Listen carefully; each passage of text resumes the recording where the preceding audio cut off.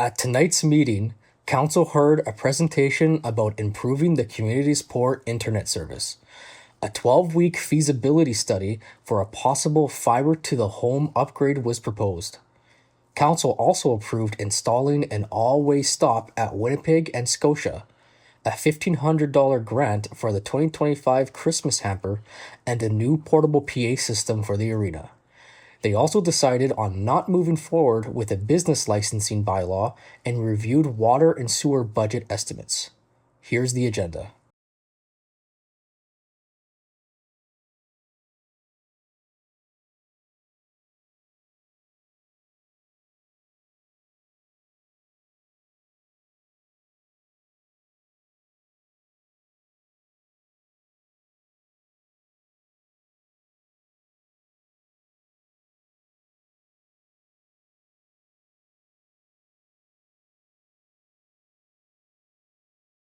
I'm Mitch Malcolm with Spruce River, and we're here to talk about fiber to the home for Schreiber tonight.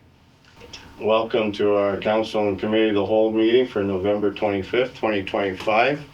First of all, I'd like to begin by acknowledging that we're in Robinson Superior Treaty Territory and that the land on which we gather is the traditional territory of the Anishinaabe and the Métis. Can I have approval of the agenda for the open session? I have one other business, Committee of the Whole, and that is insurance. 2026 municipal insurance proposal. So that'll be 13. And 13. Where are you? where did we put it? Other business committee of the whole, So. at the very bottom of the second page. Okay. Okay. And also under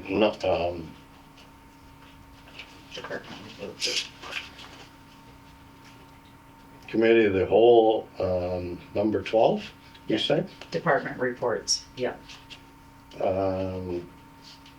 We'd like to a report on the Anglican Church supper that we from last year, and maybe a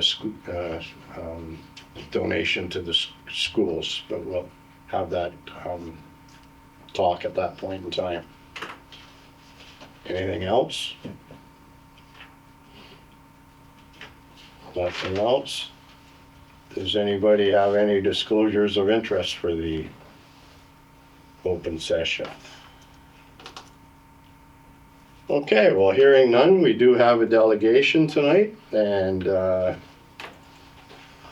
we'll let them go, and we look forward to it. And All right, well, thank you very much for having us come here tonight, folks. And I'm Terry Joseph from Turnkey Communications.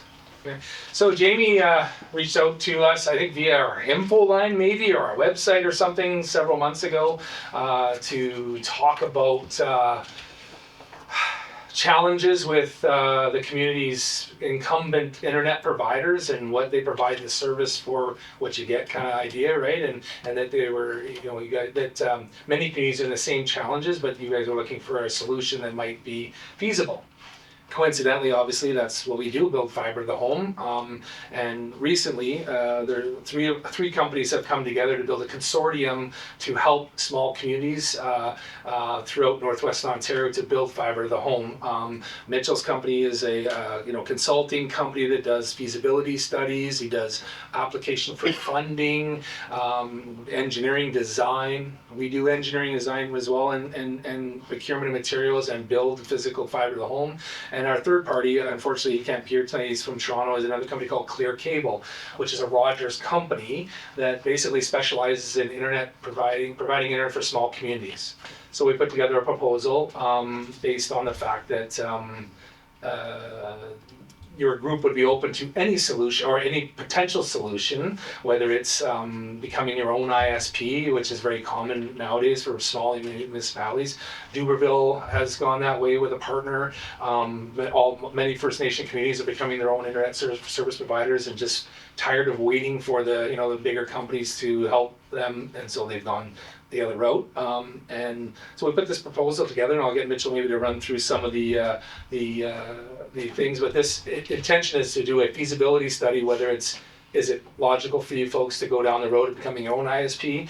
Are we able to negotiate maybe some alignments with somebody else, maybe like Tbaytel, like Terrace Bay did, or is there other options available to move forward to help improve the internet service and connectivity in your community? So the proposal we put together is for the feasibility study phase of an ultimate, we'll call it fiber to the home network upgrade for the town of Schreiber. So it's really that preliminary document to gather the information, look at what your options are, present those options to you so you can make an educated decision on how you want to move forward. Part of the feasibility study also includes the preliminary engineering and design work and subsequent costing, so you know what you're getting into, right? So we've done these studies for other small municipalities and First Nation communities in Northern Ontario. And really what we try to do is tailor the information in this study to match what a funding agency would want to see, the level of detail, to potentially move forward and support this type of project. So really what it entails with the consortium, and we all bring different skill sets, to that is the first step is we would gather information. So we'd work with your team here and get as much information as we can. So that's infrastructure information like existing pole data, right-of-ways, buried infrastructure, all that type of stuff.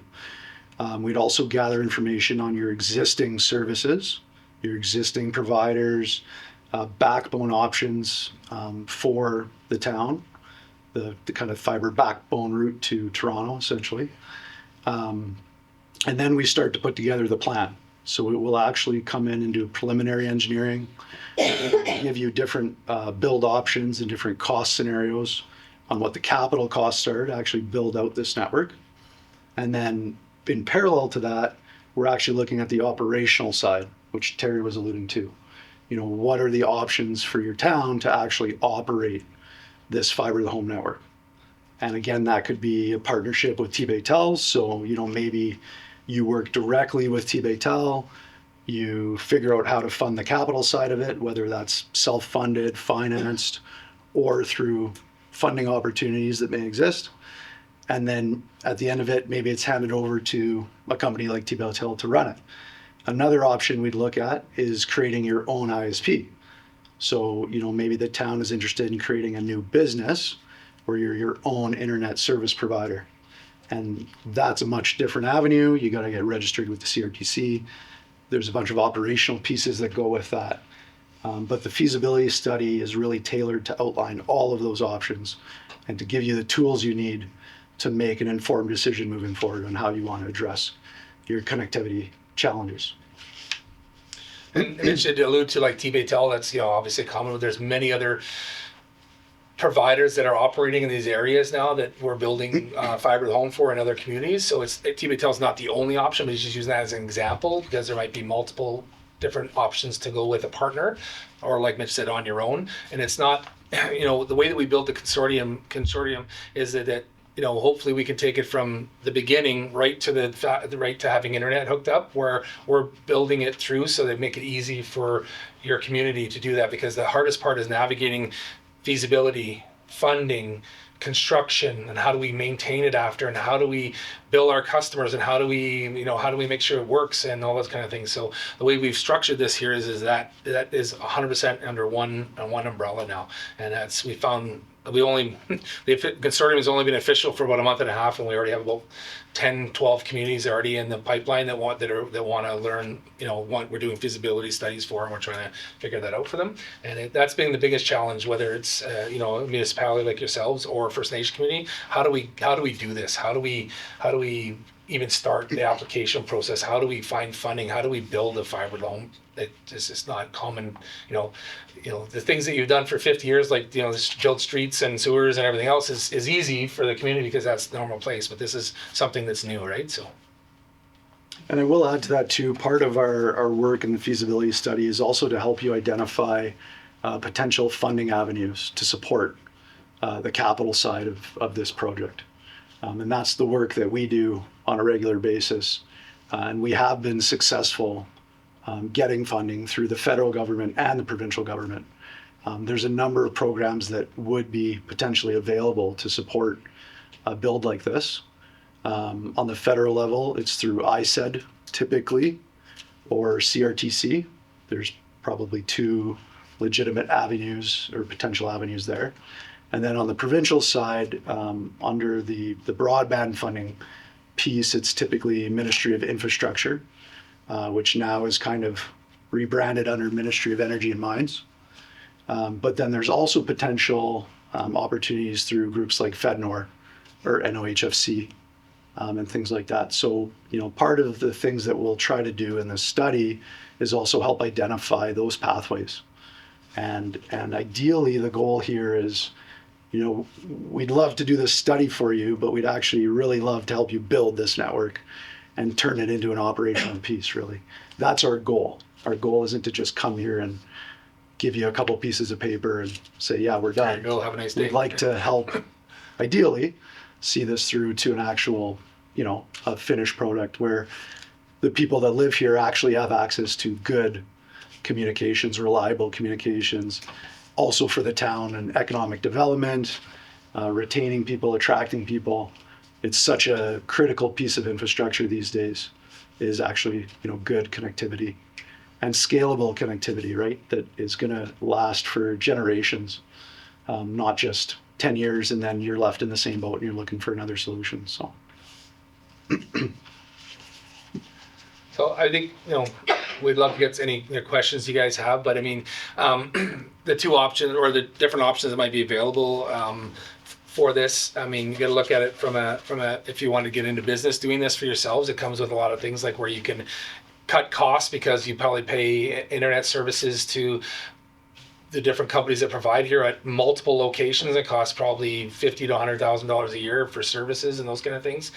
And right now, if a major industry comes to town and wants to get broadband, or if there's a major development, you don't get to see the benefits of those in any way. Whereas if you're either doing this on your own or partnered with it, you might be rev shares and things like that, that actually would bring real dollars back into the community instead of, not to, but the Rogers and the Bells, there's no share of it then, right? So it's all, so that's that. So we'll open up to any questions that you have, and maybe somebody wants to actually look at the proposal. So I just want to, so the feasibility study, in your proposal, did you have a price in there of what roughly it was going to cost? Yep. them? Yep. Okay, so we can get a copy of that. You can have this right now. Okay, so on that note, in speaking with FedNor, this is the type of study that they like to fund. Yep. So the funding dynamic would be 90-10 split. So 90 for funded and 10. Yeah, 10. Yep. Just so council is aware, Yep. okay? We'll have to look through the pricing. So then we can absolutely go through the proposal amount and see what it is we're looking at. Oh, 100%. Question for you though, how long does something like this feasibility study take? So great question. So that we do have like a timeline in the proposal as well, and I don't want to misspeak, but yeah, I was right. We're projecting 12 weeks. Some of that is dependent on access to information, Right. like So how the quickly we can Commitment get from you guys, the right right? information. So, that might not be a hard, so 3 months, but that could be 4 months. But it's not, it's not an 8-month long process. It's not a 10-month long process. We typically want to move on this quickly. If it's something that you want to move forward with, for a few reasons. One, we've done a number of these, so we've got a pretty tight process. Two, we don't want to miss any potential funding windows. So I think getting it quickly and then starting those conversations with the funders would be priority. One thing that, we would probably recommend, at least for consideration, if we were to move forward with this study, is looking at, maybe working with a group like NOIC out of Thunder Bay. They're nonprofit, it doesn't cost you anything. They have really good connections and relationships with a number of these funders at ISAD and MOI and all those things.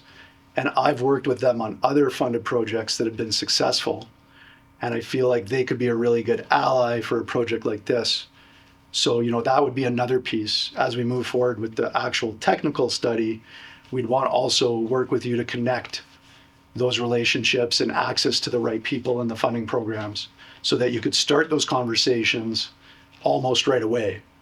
So that when the study's ready, hopefully maybe you have a meeting planned with somebody at Ministry of Infrastructure and you can go, here's our plan, right? We need X of capital dollars to make this happen, and here's all the reasons and benefits of why we need to do it. So I think that's a really important piece, because ultimately, like I said, it's not just about the feasibility study, it's about actually improving connectivity in Schreiber, and those funding relationships is such an important piece of that. So when Tbaytel upgraded Terrace Bay, was that last year? 2 years ago. Yeah. 3 years ago now. 2 years ago. 3 years ago. We have a unique problem here in Schreiber, and we've actually gone to several ministries and Hydro One to discuss it. Our infrastructure is, and it's known, for Hydro One knows this, is old. It needs to be replaced. Yeah.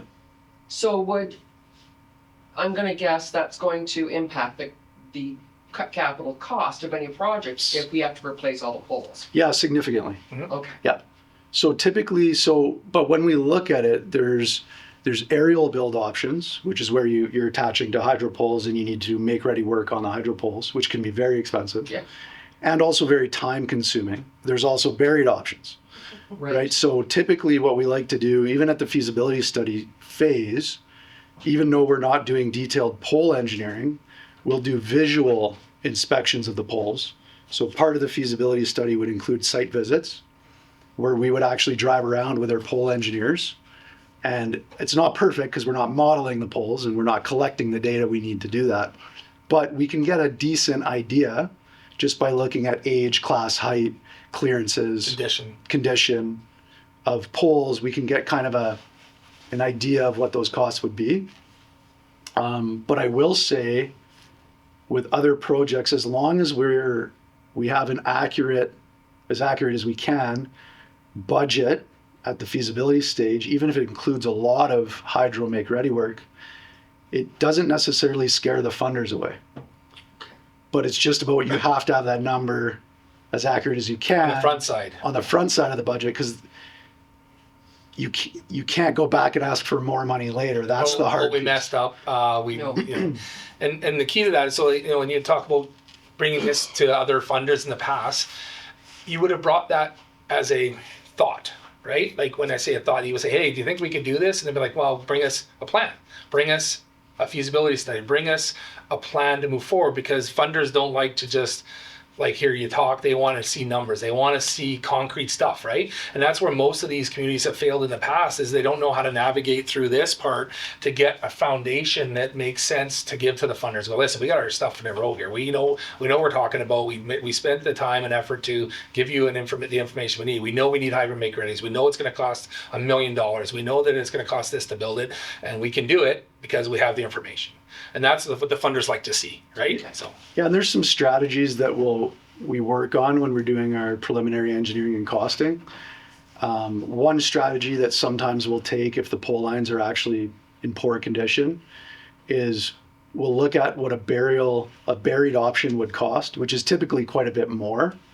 But there's kind of this balance point, whereas you can carry, in some cases, we'll carry enough money to do a buried build, but we'll still, if it's funded, we'll still do detailed engineering for aerial, knowing that we have enough money to go buried, worst case scenario. So there's different strategies like that you can take. There is also another program, a provincial program, a bucket of money that the province has set aside to support broadband aerial projects that's just dedicated for upgrading hydro infrastructure, Okay. which is in addition to like a project funding agreement for this capital build. But it's not a guaranteed. So, you know, those things aren't sometimes a little tricky to navigate, but there are avenues out there now to address those really crazy make ready work costs, because in the first round of provincial funding, a lot of communities and groups ran into that exact problem. It's hamstrung As the they budgets. said- Like we've worked on lots where the Yeah. make-readies are more than the build. Yeah, we for the need fiber, right? we So- need $2.5 million to do the build, and then all of a sudden you do detailed engineering, you go to hydro, you get their cost, and it's $1.5 million to upgrade hydro poles, and then you go back to the funders and go, well, what are we going to do? Right. Learn from the mistakes in the last 5 years that government has. Actually, they've learned that this is, you know, some of the problems when they tried to set this up, you know, when they first started, and so it's getting better. But I will say, if you go into that, and in the budget that we'll provide, we'll have that level of breakdown, where we'll actually have a line item for hydro make ready, and then that allows you to go to the funders and say, yeah, it's a big number per home, but 60% of that is tied to hydro make ready. That should be done anyways, Well, it should- right? So Hydro One should be doing those things too. And the other benefit too, like if we are able to get funding through any of those avenues, there is a big benefit to the town in upgrading that electrical infrastructure as well. As much as it might sting to move that money to hydro, there is benefits to having all that electrical infrastructure upgraded and replaced. Before feasibility, do you have any idea on what our current bandwidth is and what it could be increased to? with By the fiber? current, the current providers. Yes.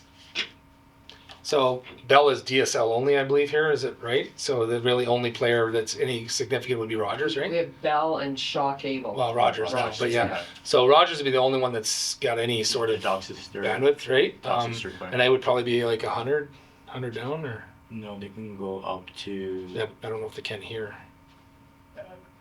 if it's DOCSIS, they can theoretically go up to like 500-600. Mhm. Yeah, but the upload would be like 30 megs. Well, they only have two nodes. Well, actually, one Yeah. node here. The whole town's on one node. So, Yeah. so just because I know, because I worked on this plant lots because I was at Rogers Shaw for a long time. So you have one node here, so all the bandwidth shared by one pathway, one pathway. So every user is sharing that bandwidth, right? In bigger communities like in Thunder Bay, there's 74 nodes, like that kind of thing, and they do them splits all the time. So that's Sean was a Rogers person as well, and that might be one of the options we explore is we explore going down a partnership with Rogers to increase the bandwidth by spending money, because they need to spend money to upgrade. It's not just Right. turn on a switch. They have the same problems as coax plants. They have old equipment, old taps, old amplifiers, head end equipment. So a build like that, an upgrade like that's going to be in the millions of dollars as well, and they're not willing to spend it here because they have all the customers that they're going to get anyways, short of you putting a Starlink on your roof, right? So the reason for them to do it would be advocacy from you guys, instead of going, well, we're going to go do it ourselves, so let's partner up maybe. So that's in the feasibility study, we'll lay those all out there. You'll for lay you. that out. Yeah, we'll lay that out there. It would say, well, we're gonna increase your bandwidth by 5 times or by 10 times, whatever it may be. Well, fiber. So that being said, so the coax plant eventually will be tapped out. Like Rogers will never, with the existing coax, they won't be able to continue on for the next 25 years to go to terabyte down. I don't know, like these crazy numbers, right?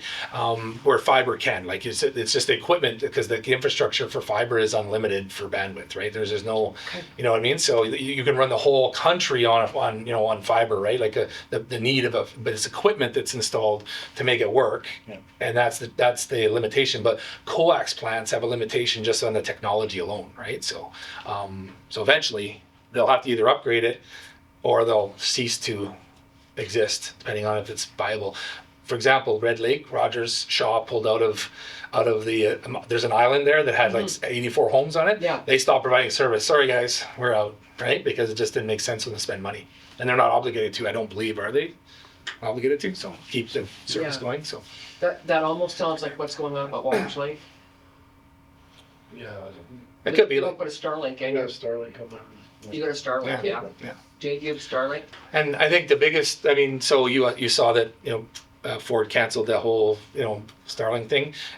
I think it's personally as a godsend. We don't want to have our whole infrastructure of internet reliant on one crazy guy from the States that has all total control, right? So I think that was a crazy contract anyways, for First Nation communities and things like that, because, I mean, you turn off tomorrow or raise the price to $500, what are you gonna do, say no? Right? So there's no regulation to the Starlink, right? So it's a short-term solution for a single house that needs internet in a remote location, but for regular, municipality and bandwidth and stuff, it's not a reasonable solution in my opinion.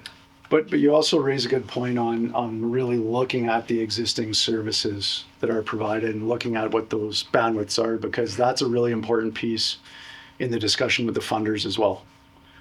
So part of the work in the feasibility study is we do need to explore that, and we need to, potentially even, work with you folks to do speed tests. Like on a modem in your things like office that, here, like- doing a speed test to find out, Yeah. and not just one, like doing multiple ones to see if peak traffic times at 4 o'clock when all the kids are home and all the people are home in their houses, is it getting bogged down to nothing? Because they can say what they want and that they're providing you to a certain point, but if it actually is in your homes and in your businesses, is it truly that speed, right? Like that's the key, right? So. And we were talking about this on the way down here, and we were just at a big conference in Kelowna. 2016, the acceptable limit for high-speed internet or for connectivity in Canada was 50-10, right? So you probably heard that before, 50 down, 10 up, right? Yeah. That is so obsolete now, right? Like an average household, that's not enough connectivity, enough bandwidth. And we're building infrastructure based on that right now, the current funding models, right? And it's already obsolete, that theory, because we're trying to build this for the next 30 years. It's got to be able to keep up with the requirements, right? So the government, I think the next phase, when they get to the next phase of funding, they got to readjust that minimum too, because there's so many communities like yourselves that have got bypassed because you had 50, in 2016, because Shaw had, something that was somewhat similar to that, right? That you guys got overlooked in that funding process. Somehow Terrace Bay had the same Shaw cable there, and they got some speed tests done, and it showed that they may not have been getting 50 or whatever it may be, and they got funded, right? So that's a whole nother political, political landscape that's hasn't been perfect by the government, making sure that the right communities get the right services, right? Yeah. So, Okay. Any other questions? Okay. Well, there's a hard copy, and Jamie, I think, Mooney, do you have a copy of the proposal too, or no? I just sent it to everybody. Okay, good. I was going to say, I got one more hard copy. Take it. Let's do it. Yeah, no, that'd be awesome. Yeah. Thank you very much. Of course, and we're available for questions anytime. Yeah, if any other Contact questions. information's in the proposal? Well, actually, that's funny. It's probably not. I don't really want you to get a hold of me that. Oh, I was gonna say. You might be able to track me down though. Yeah, well, yeah, I can find it. You're forgetting with me. It's okay. Is it? My email's on there. Yeah. Jamie, I'll have Yeah, it Mitchell's there. Jamie has all our information. Terry I can find pretty easy. Yeah, Jamie, Just go text. I know where you live. Yeah. But like I said, so I guess one of the questions, Mitch, was so funding to get the feasibility study funded. Have you ever gone through that process? Yeah. So I've actually done that through NOIC. Mm-hmm. They had a program that was funded by FedNor, Nor. where the funds actually flowed through NOIC, but it was FedNor or NOIC, and it was a 90-10 split. Yeah.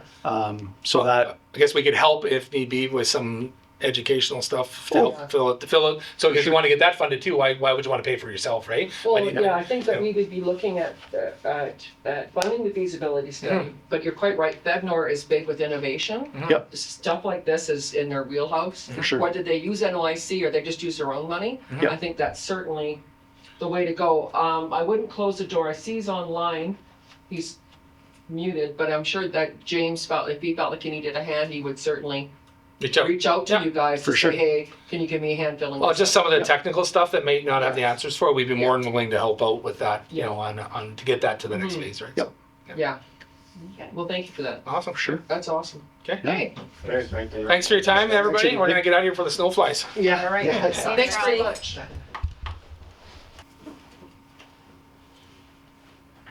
Okay, That was very interesting. yeah, it was very well presented. Whoever set that up, thank you very much. Jamie, there we go. Thanks, James. Okay, we'll move on to question period. There are none. No questions, so, minutes from previous meetings, resolution 369-25. Moved by Councilor Morrow, second by Councilor Burgeon, that the minutes of the council and committee of the whole meeting held November 11th, 2025 be accepted as circulated. Discussion? Hearing none, all those in favor? Carried.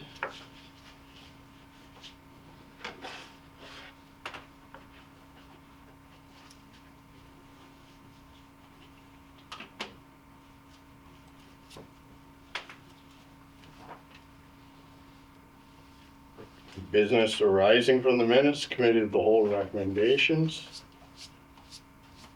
Resolution 370-25.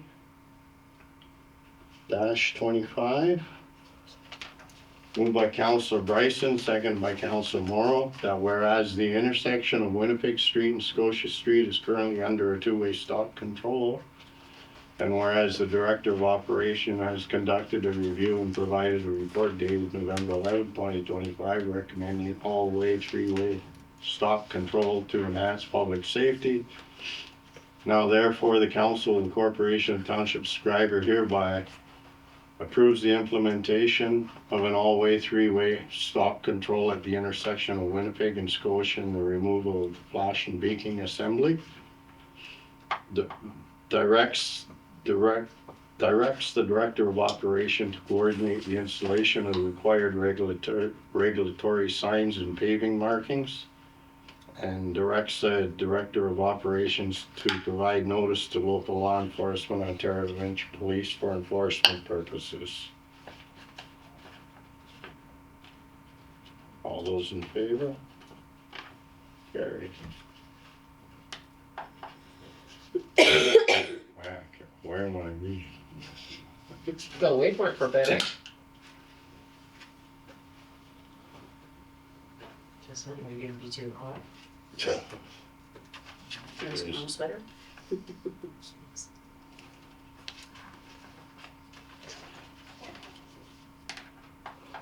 Okay, resolution 371-25. Moved by Councilor Morrow, seconded by Councilor Burgeon, that council approve the expenditure request and approval to proceed from the Ontario Clean Water Agency in the amount of $1,929.40, including applicable taxes, for Schreiber Water Treatment Plant backwash valve common troubleshooting.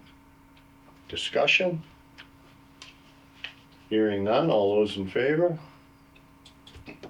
Carried.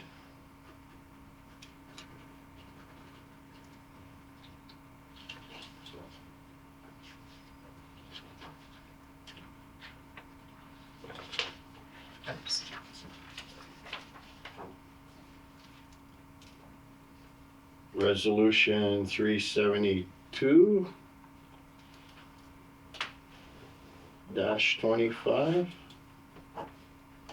Moved by Councilor Morrow, seconded by Councilor Bryson, that the North Shore Harvest Covered be approved for a grant and aid in the amount of $1,500 for the 2025 Christmas hamper campaign. Discussion? Hearing none, all those in favor? Carried.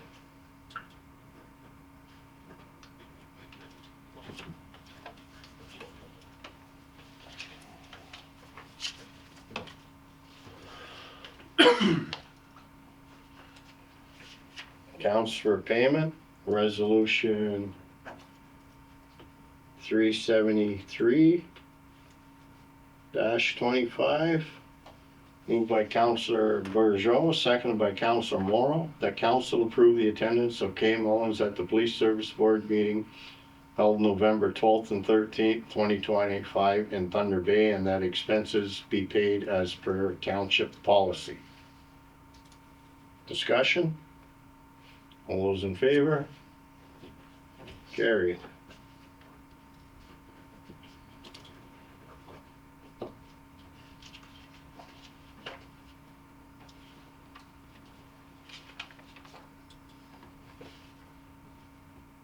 Resolution 374-25, moved by Councilor Morrow, seconded by Councilor Burgeau. That council approved the purchase from the Power Center of an arena PA system in the amount of $6,559.50, including applicable taxes, and that the purchase be funded through the Recreation Committee Reserve Fund. Discussion? Just real quick, if we can get our CAO just to quickly go back over how this came about. Okay, so at the arena right now, the current PA system is failing. That has been addressed in a grant with another project that we have on the go. But in the interim, until we hear something, this was a quick solution. And because it's, portable, thank you, that's the word. Then we can take it from the arena and use it over at the ball field for events that we have there. When's it being installed? Jamie, can you answer that? I don't think there is installation, right? It's just a matter of, When's it up and running? He's probably muted on our end. no. Oh, no. Oh, there it is. James. Hear me? Yeah, Oh, okay, no. So I'm picking up, the one speaker in the PA system on Thursday. There's 2 other speakers that have to come in. I'll pick up December 6th. But I can meet Reagan and Mario in the next week to just show them how it works and get it set up with it. We should get it set up by next week. Oh, perfect. That's great. Yeah, so, and yeah, it's a portable one, so we can use it for any, if we get the grant for the actual bigger one through our arena grant, then we can just use this one for our downtown Heritage Day stuff or anything, and any events we have now, we can have portable one with portable microphones, so. All right. Perfect. And treasurer, there's no issue with this coming out of reserve, there's money there? There's money in reserve. You Beautiful. probably have a choice, you've already bought it, so. Okay. thanks, Jamie. Thanks, Jamie. Yeah, no problem. Okay, all those in favor? Carried. Imagine, Dave, a sound system you can hear some. That's great.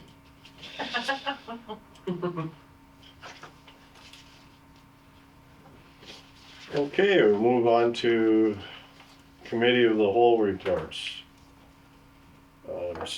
Number 1, CAO clerk report, business licensing. Okay, so at the last council meeting, I was directed to wait and see if we had any more responses from the CAOs in local municipalities as to how they handle their business licensing and enforce it. So unfortunately, in the 2 weeks from the previous meeting, we've only had one response. That was from Marathon.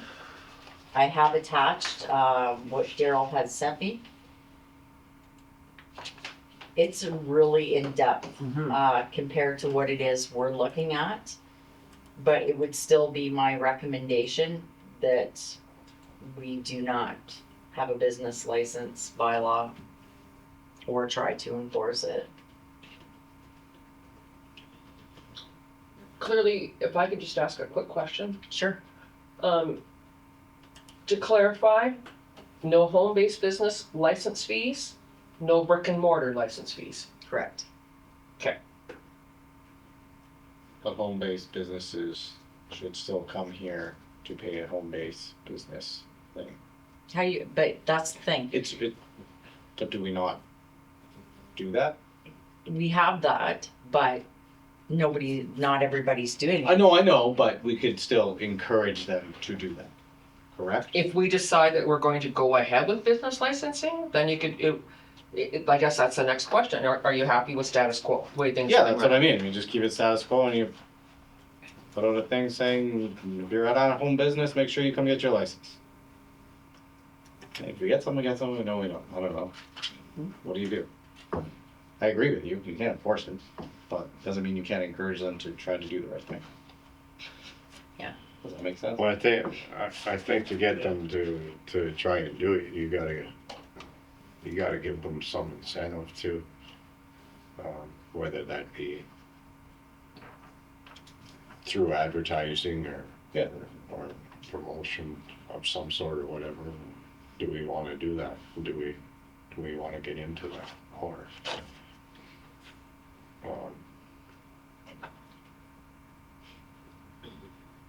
What do you mean? I If don't- they say if they come and pay their at-home business fee, then We'd they advertise that. advertise for them? yeah, Occasionally on Facebook or something like that? Or yeah, put together some type of advertising program Yeah. through economic development or, Yeah. because right now, don't forget, there's home-based business license fee, brick and mortar, correct me if I'm wrong, Treasurer Bottomley, but the only one who's paying license fees right now in brick and mortar businesses are restaurants. So do you wanna start, No, I don't want to start that. okay, so is That's this, not what I'm saying. okay, so we just wanna do home-based business? No, I'm just saying, keep it the status quo and just put something out encouraging people to do it. And if they do it, they do it. If they don't, whatever. That's all I'm saying. Okay. sure. I don't know. We're not knocking on doors. No. That's all I'm not suggesting. So I don't know. I don't know what the sense is writing a bylaw that you can't enforce. I'd say just don't Yeah, charge. don't, Just don't, just just let it. let it go. I mean, you Don't can't charge. enforce it Do anyways. people, how much revenue do we make on these? Marlene, can you tell us? Oh, I'm just looking right now. I would agree with that, though, if you're not gonna enforce it, that shouldn't. Business licenses are about $1,200. It's not nothing. No, it's not. But that includes the restaurants, correct? Yes, everything. Yeah, Yeah. And how much is a restaurant license? Is it 125? it's 125. So that's your 3, 4. So you're not making that much. No. I mean, to me, write a bylaw so you can enforce it. If we're not gonna enforce it, then I don't know what the sense of having a bylaw is truly. Do we have a current bylaw? We do. We do, So you're because, saying abolish the current bylaw? well, we took the hawkers and peddlers out of that bylaw Yeah, and no, made yeah. it separate, so all we got left is this, home-based business and restaurants. So we're gonna either decide, are we gonna can the whole thing, or are we just gonna continue, you wanna import, I don't know. I'm just saying you continue with whatever it is. It's not. No. But by continuing, I don't know. I'm just saying. I don't know. I think maybe if we're not gonna enforce it, I think then it's just time to get out of it. And don't do it, but if we're gonna enforce it, by all means. Yeah, we'll leave it there. And to your point, I wouldn't mind bringing it to home-based business, even if you can't enforce it, but I would like to keep our brick and mortar businesses out of having to get licenses. I think Yeah. they pay more water and sewer, they pay more tax, they pay more for garbage, they pay, like, they're paying more than their fair share as far as what expenses are going. For $125 a year, I just don't see the extra expense for our brick and No, I mortar agree. businesses. Yeah. I'd like to see You're an them at-home not- business, the right thing to do is to come and pay your at-home business license fee. Yeah. If you choose to not do that, and someone complains about you, then we have a bylaw that we might be able to do something with that's already in existence, kinda. I don't think we need to change anything, I think it just, I would suggest we stay the way it is, and put on an ad saying, don't forget to get your license. I don't know. Yeah, we can do that way too. That's what everybody so wishes. It's not any more or less work than what's already existing. Right? No, that's. Is this changing anything? Only if you removed the brick and mortar from it. Because it's just business licensing, it's not, the bylaw is not home-based, it's business licensing. That's what we got left with, once we pulled hawker and peddlers out. But our businesses aren't paying, don't have to right now. The restaurants Just do. restaurants. Okay, so, fine. Why are we're not changing that though? That's what I'm suggesting, why are we changing that?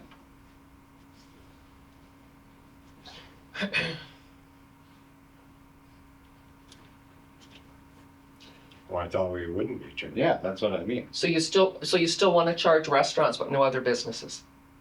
Well, That's just the, That's just a question, I'm just asking a question.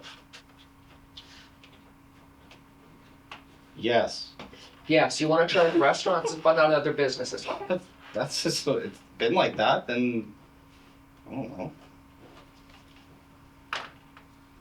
What was the point of charging some brick and mortar? Who knows, it's just something we've done forever. There's certain criteria for home-based businesses. But I don't know whether or not that criteria has been reviewed or not, because it's generally under the CAO that issues of licenses. So I'm not sure if that's been. No, we haven't changed anything with it except pull the hawkers and peddlers out. And now we're left with this one that we either update or we just repeal it. So if you updated it, what would you do? And, well, I just do a separate one as it is, basically with the same wording, maybe different language. Increase the price to match our fees and charges at 4.5%. And bring it back to council. And then that would ensure that for the brick and mortar businesses, that the home-based businesses are actually paying at least something. It will not, because it's not enforceable. But some people do it. Well, it's the right thing to do.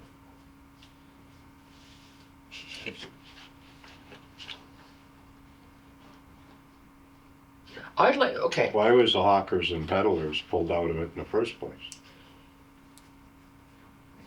because other communities had separate bylaws just for hawkers and peddlers.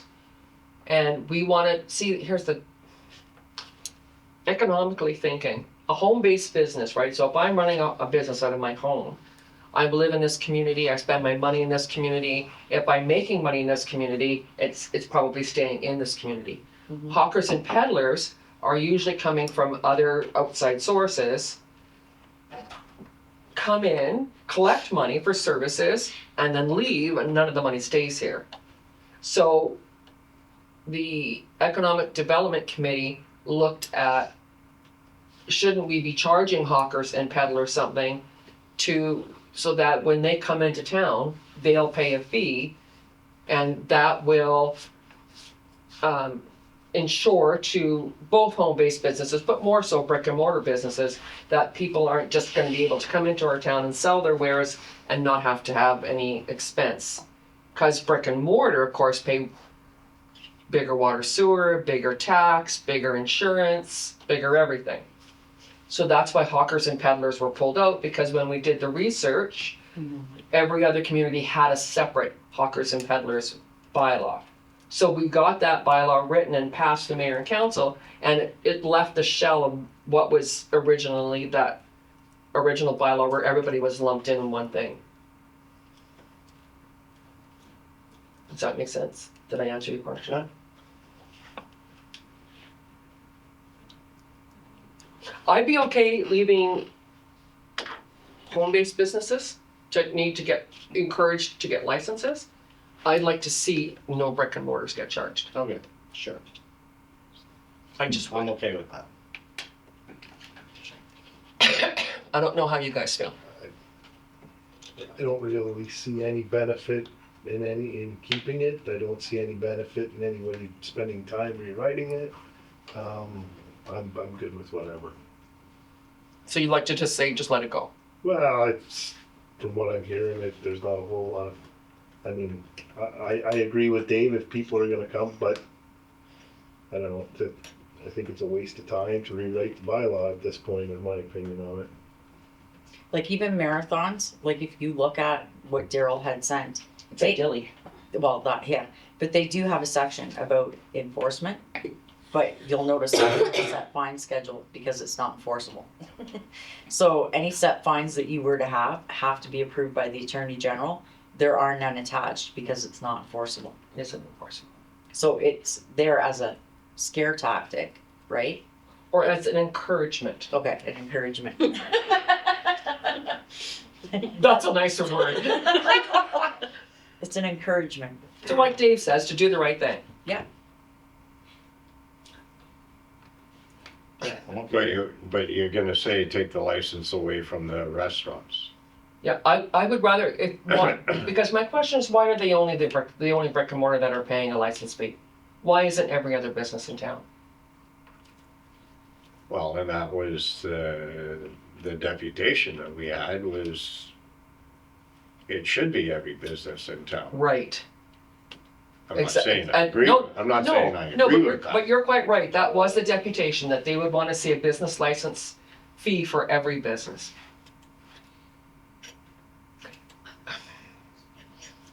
I'm not saying I agree with that. well, I get the thinking behind it, if there was a purpose behind it.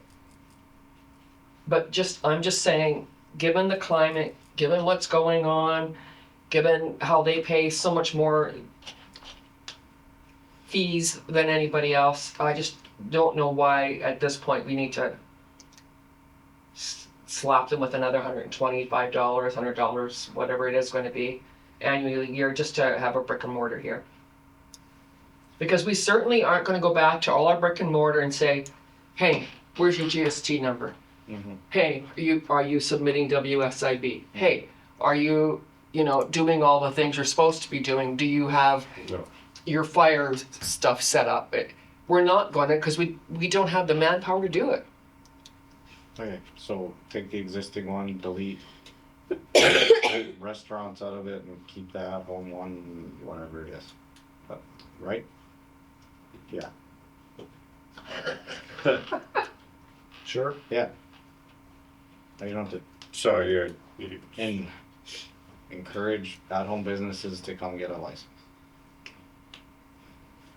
We would get 6 businesses to do it, then or 5, whatever. It's better than none. Okay.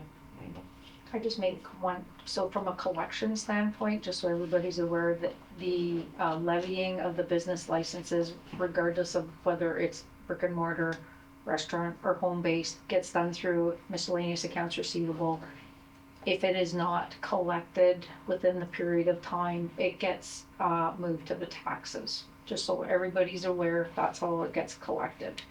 Okay. And So if we so say, how much time are you spending So- issuing the invoices and then doing your collection efforts and then transferring things to the taxes to be collected in the same manner as taxes? Is it cost beneficial for $1,200 to do all of that? So in other words, then your recommendation would be to pull to what Davis just said, Councillor Morris just said, is not bill brick and mortar. No, but that's not just brick and mortar she's talking about. I'm Okay. talking about everybody. If you're gonna ask me, is it a collection nightmare to do all of this stuff? Yes, the majority of them, yes, it is. Don't they just come in and pay?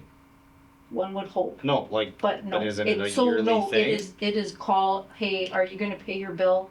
Hey, you still haven't paid your bill.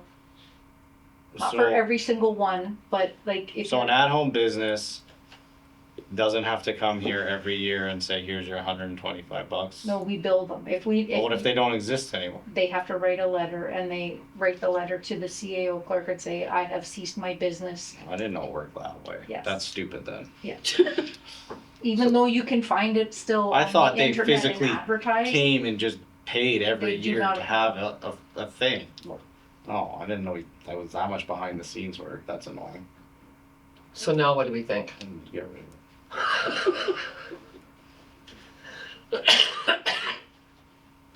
I thought it was like come and get a dog tag. Yeah. That was my thought. I didn't know any different. No, exactly. I thought didn't it was like either. coming and pay for I dog really, tags. I really thought people just came in and paid like Yeah. a dog. They got, I like, didn't know. seriously. If you're a new business, if you're self-identifying as a new business, you would come in, fill the paperwork out, we would issue the permit, but on an annual basis, Then you'd start billing me every year yes. until I said I stop. thought the onus was on. Okay. No, never mind. I take back everything I said.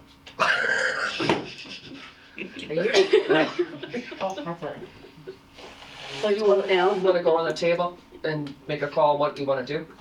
What's your? Yeah, we can do that. So what's your position on this then, Anne Marie? I would say get rid of licensed business in both home base and brick and mortar altogether. Okay, I'll second that. Yeah, get rid of it. okay, Okay, unanimous. all right. Should have led with that. So say we should have Bernie talk first. Should have led with that point. Talking here. Okay. Okay, Are you see, okay with that, Mayor Mullins? number 2, CAO Clerk and Economic Development Officer report, North of Superior Travel Association cruise ship contract. Okay, so north of Superior Travel Association had contacted Jamie with a proposed contract, which was attached for council to review. So in it, what they're saying, section 2.4 states that the Superior Country shall pay Schreiber 80% of the total fees charged as described in sections 2.01 and 2.02. So this appears to be a win-win, honestly, for both Superior Country and the township. There's one typo. There is one typo, yeah. Yeah, Thank you for catching it. That's an easy fix. Yeah. That we can get that dealt with very easily. The one other concern that was brought up today from a finance standpoint is, let me go back in the second piece there. Hang on a sec here. So, let me, Marlene, what paragraph was that? Well, I was just looking for clarification on, 2.01. Is it 01? on how, if it was $2,000 per day that the township had to pay as an expense to the cruise ship and how many days it was. So if it was 10 days that they were gonna be here, the potential expense. No, that, okay, so that, but if you read it, Marlene, the security fee for a cruise ship to visit is $2,000 per day. But I don't think it says that we have to pay that. That's what, That's what I was looking for Yeah, no, the clarification. cruise ship pays us. If we had a, Yeah. yeah, if we had a, A dock. A dog. there you go, a Yeah. marina, they would pay us. So this agreement is not costing the township of Schreiber any money. no, We're just gonna get the donation money as we did this past summer. Yeah. yes. Or the, But, the, No. the. but should they ever decide to Zodiac people in, let's say at Schreiber Beach, Yeah, then this contract comes into effect. I see. Okay, so it doesn't, there is no major implication for 2026 budgeting. No, No, it would be income in. Income out. Okay, so council's good with that? go ahead with that. Yep. Okay, number 3, Treasurer Report, Water and Sewer 2026 budget estimate. Okay, so the operating budgets for water and sewer for 2026 are here on the agenda. These budgets were developed with myself and the Director of Operations, who is the department head for these two departments. The operating budgets for both water and sewer include the reclassifications that were approved in bylaw 42/2025 for the commercial accounts. You may recall that in that bylaw, there were no adjustments made to the residential classifications. Both departments, the budgets presented include a 4.5% rate increase over January 1, 2025 rates. There have been slight movements amongst the expense lines to accommodate the Aqua agreement, a slight increase for electricity, as well as the Aqua minor and major capital list that is attached as attachment number 3. Chemical costs are always reconciled at the end of the year. At this point in time for both of them, we're recommending status quo from a budgeting perspective. It's estimated, Aqua has provided that they're estimating that they will be either very close to the budget figures or under. There's more of a potential surplus, I believe, in the water than those in the sewer. And the budgets that are being presented here do include a transfer to reserve of the 4.5% to the current capital funding gap for the asset management plan. With that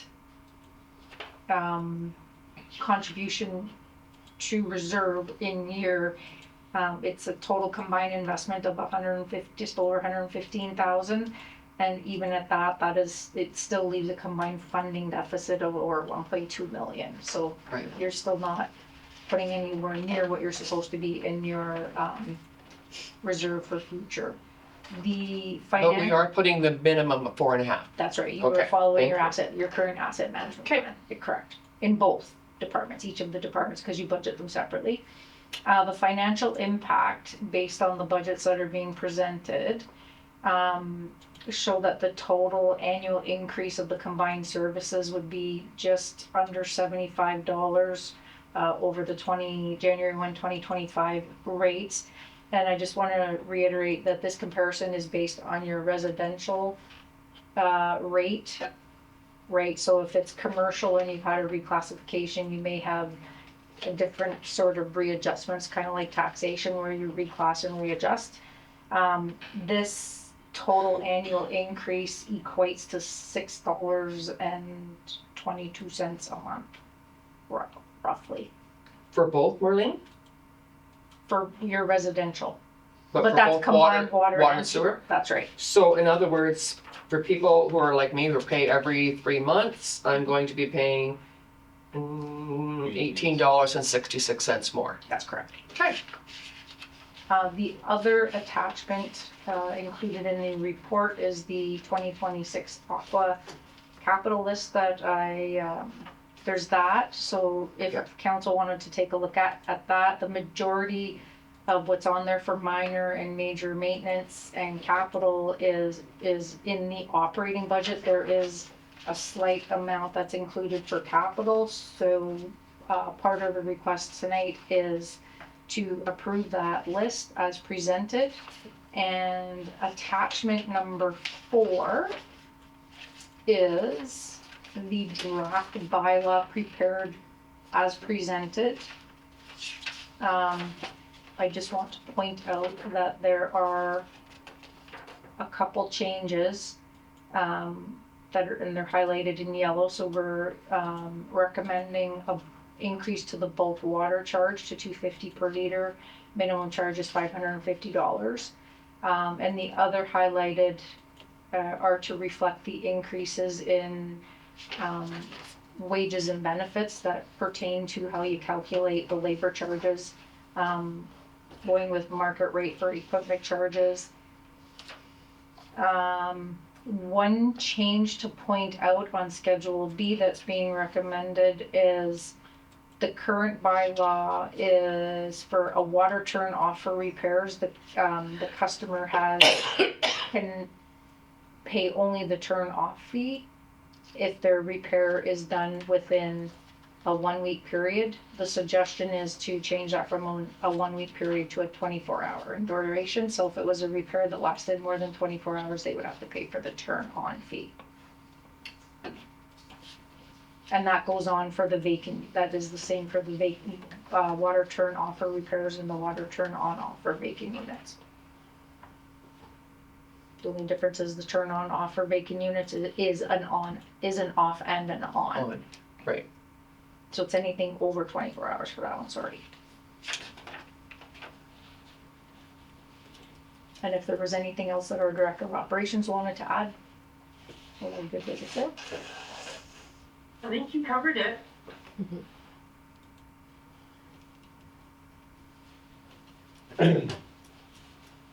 So in the draft for the turn on, well, for the turn on and turn offs, that's, what percentage is that you're going up? That's 50%? Oh, I don't have the current bylaw in front of me. It is, Mark. Is it fit? Okay.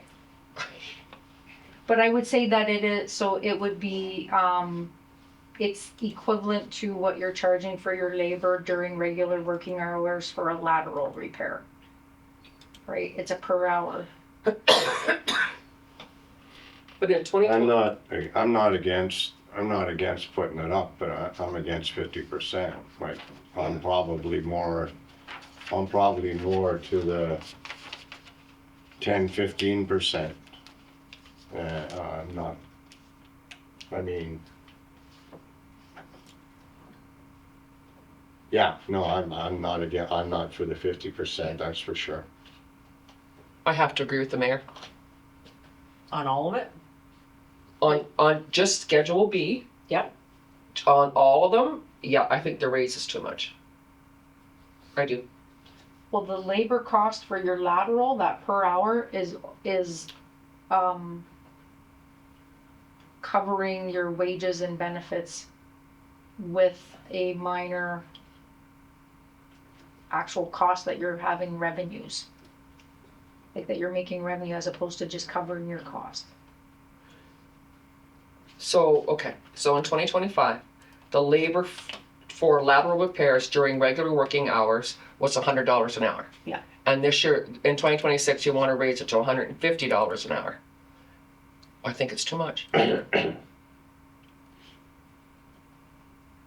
do.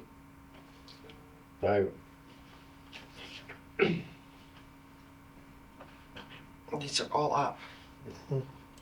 I agree, they need to Gotta go up. At least cover the cost of having people there though, right? Well, then we must have been losing money last year. For in 2025. We had to have been. Is that the case, Bartley, that we've been losing money in 2025 for things like lateral repairs, turn offs, turn on? I don't know how long it takes them to do a lateral repair. I can just tell you what, based on how you calculate it, your $100 an hour is just covering your wages and benefits. In 2025. Can I just remind you that the lateral repairs are only for thawing or most times when we do a lateral repair, it's because of our infrastructure at the property line out to the main. The only time that we're gonna be charging this fee is when it's frozen from the property line to the house. And that happens very rarely that we issue invoices for lateral repairs. Thanks, Tom. It's not like, to me, like, just to add to what Tammy's saying. So from the curb stop to the house is typically the responsibility of the property owner. So if there's an issue with their water freezing or anything that breaks, that's typically those repairs the property owner would pay. So if we have to now call out Public Works to deal with that, then again, I agree. I think it should be $150 an hour. I think we need to at least recoup what it's gonna cost us. At least. I would agree with you. Okay, breaking even, but we shouldn't go Yeah. as much. I would agree with you. That might, but that brings me What's that back to, that brings me, if it was $100 last year, then we have to raise it to $150 an hour this year. Did our cost of labor go up 50%?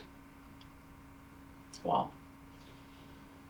But honestly, At the same time, is this something we're gonna revise every year or do it once and be good for Think about your 4.5. 4.5? just Yeah. as one example, Yeah, no, for sure. right? But it's not 50. No. But I mean, I think you're more in line at the 150. Do you remember, Marlene, how long it sat at $100 for? Not off the top of my head, no. I'd have to go back through my records. I couldn't even tell you. I just saw the raises from what it was in 25 to see what it is in 26. I just thought it was a lot. I'm one, two, let me tell you. Sorry. I think it's been. So I would agree with the mayor. Wow.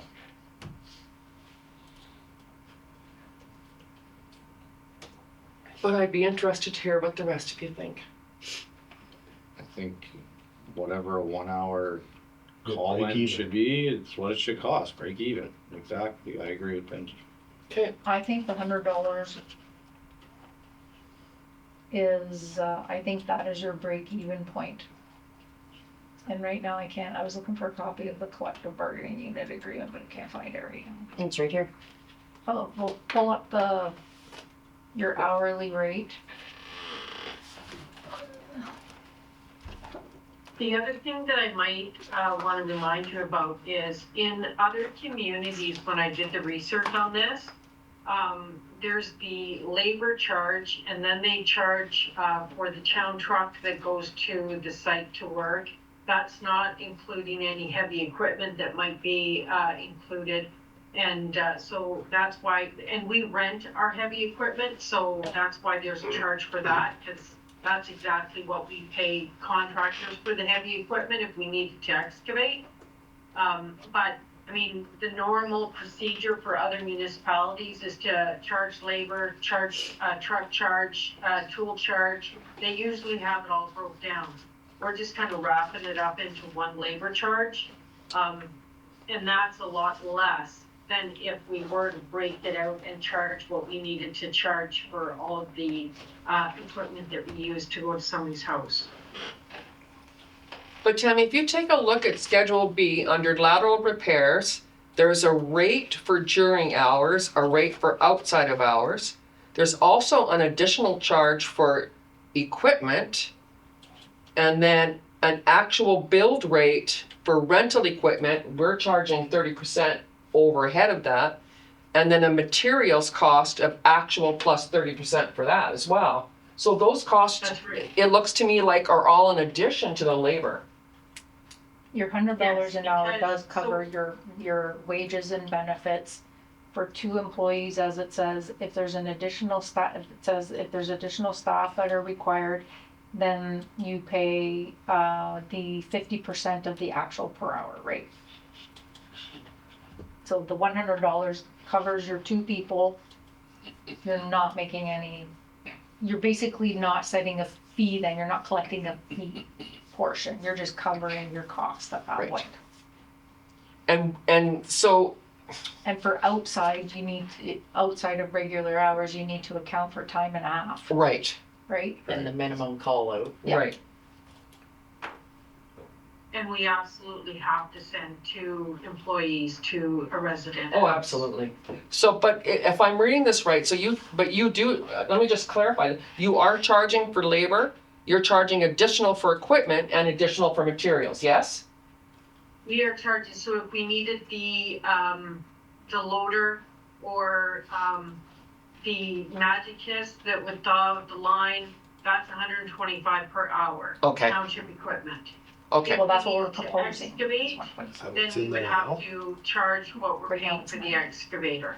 We're proposing 125. okay. So that it's not all rolled in, we are charging additional. Yes, it's separated. That was your All right. question, is labor separate from Yeah. equipment? Yes. Okay, And so the current bylaw is $100 an hour during regular hours. Equipment is $90 an hour using township equipment. Actual build rate for rental equipment and materials are actual plus 30% overhead. right. So we were suggesting to go from 100 to 150, 150 to 200, 90 to 125. Then the turn off and turn on and including vacant units they're all up. Yeah. By $50 over 100, which is 50%. And there is also the difference in the duration. What determines Right. a repair duration, right? Right.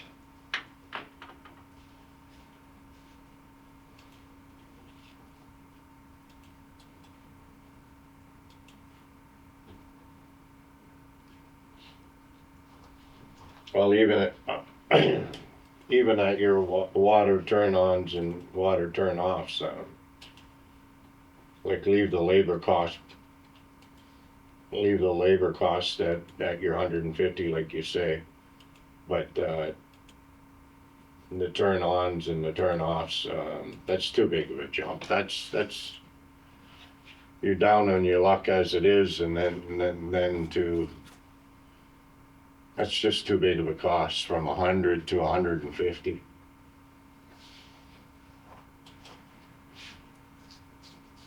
Just for a simple turn on and then, turn off, and then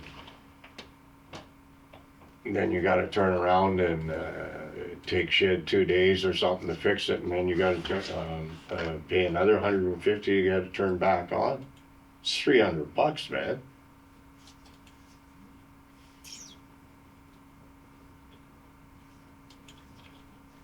I'm not saying don't increase them, but maybe instead of increasing it to 150, can we increase it to 110? And then at least it would take into your consideration, Councillor Bryson, you're not gonna make a lot of money, but it's gonna cover the expense of your staff. And maybe next year we'll have to raise it to 120, maybe the next year 130. Yeah, more than that. Yeah. So the history of the rates were in 21, it was $70. Okay. 22.70, 23.87, 24.87, and 25.100. Right. So we were raising them at a much smaller percentage than 50. I'll find more.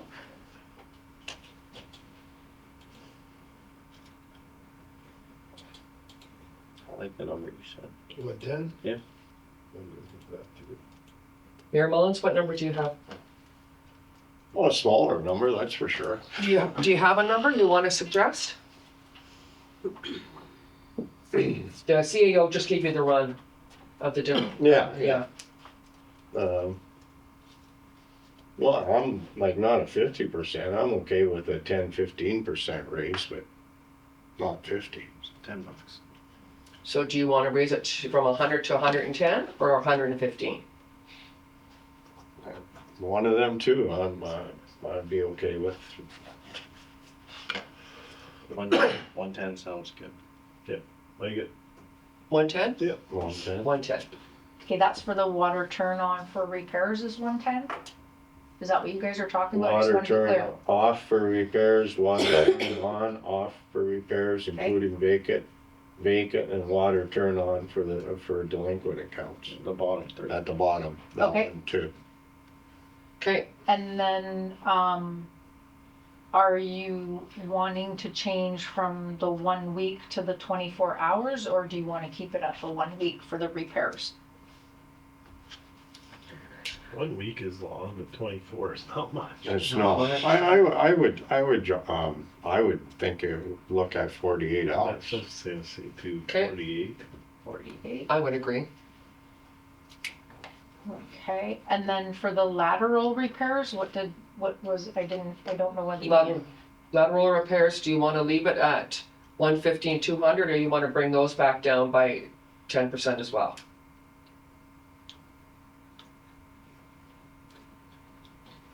Well, you should bring them back down too, because your cost has not gone up that much. Okay, so I don't think it has gone up. regular that much. from 100 to 110. And then outside regular hours from 150 to, what would that be, I think Rhonda? you should do the one, if you're using 110, you need to use times 1.5 for time and a half, so that's 165. Okay. Yeah. Now, equipment rental, she's got it up.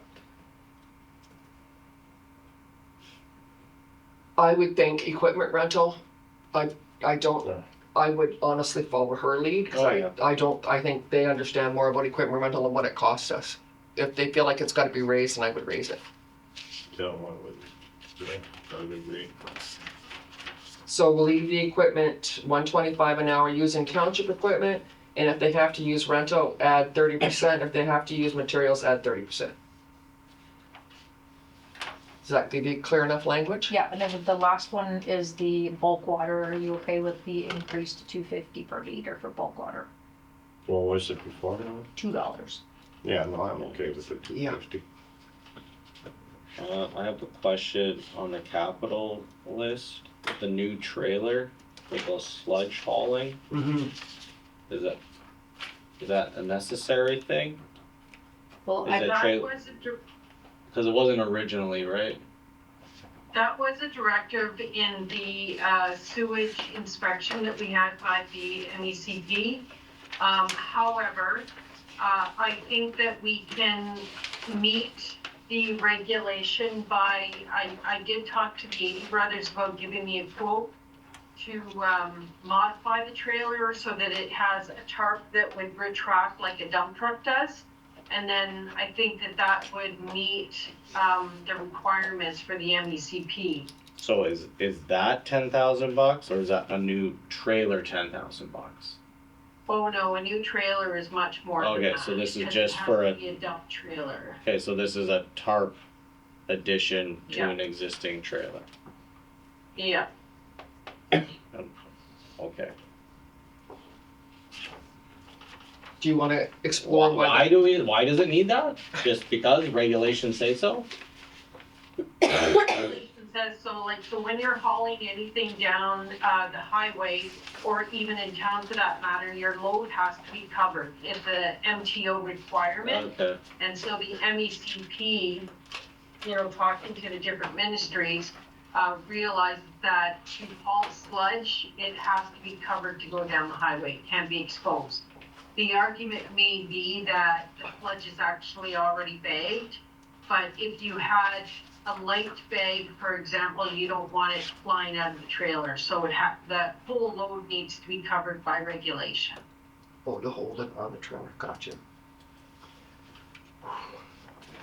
Okay.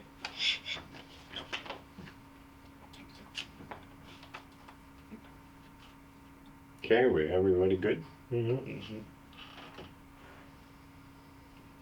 So the direction then is to bring forward the bylaw at the December the 9th meeting Yeah, with and the changes, yeah. with the 4.5% increase, changes as per Schedule B, A and B, because A had the price per liter, and to accept the aqua list as presented. Are you doing that as well? Yes, Yes. Yeah, Okay, very good. Thank you. and your two schedules A and B, That's you. with the changes to be. With the changes that I recorded. Yeah, perfect. I'm sure, like, some of the reclassification, the businesses are gonna feel it, but I think homeowners will be glad to know that we were able to, administration was able to incorporate costs and keep the values down so that we could still deliver water and sewer within a reasonable price increase. So thank you for that. I'm glad for you and your whole crew for doing that. 4.5% is something I think is viable. okay, treasurer report on property tax arrears. So this report is just to provide council with some information on where we were sitting. The final installment for the 2025 property tax bills was October the 31st. On November the 7th, tax reminder notices and final notices of pending tax registration letters were mailed out. There were a total of 244 notices. Of the notices that went out, 66 were final notices of pending tax registration. The financial impact, the total dollar value of the arrears is $930,000. The 66 final notices total 405 of that 930. We do have some in there that were previously failed tax sale properties that the taxes have not been written off to date. There are included in those numbers, we do have payment plans in place, and I will say that I have heard from some ratepayers that have received the notices, so I would just encourage anyone that got either a reminder notice or a final notice of pending registration to make contact as soon as possible. In particular, if you got the pending registration because any properties that are eligible in January will go immediately to the collection agency, and that is about, I think now it's about $650 to be added to your roll. So it's imperative that you pay out your 2024 if you still owe that. So between now and the Christmas holidays is the time to come and set up payment plans. After that, it's too late. Yeah, and they have to be payment plans That they makes can sense that discuss I with can- you and you can give them more information on it. after, if basically it's payout, you have the time to pay it out. If you don't, then it gets Yeah. registered, so yeah. How does this compare to previous years? Well, funny you should ask that. Should know. So a little bit low for total number of counts, a little bit lower than 24. In 2024, we had 256. In 2023, we had 229. Final notices, though, are higher. So in 2025, we sent out 66 final notices of pending registration. In 24, it was 57. In 2023, it was 48. Not that big of a difference. But then, But not of huge. those 57, we were only left with what, 6 or 13? I had one. One, or whatever. Yeah. So, Wow. good. So of Yeah. the 66, you think most of those will be Settled. settled? I am very hopeful, yes. Yeah.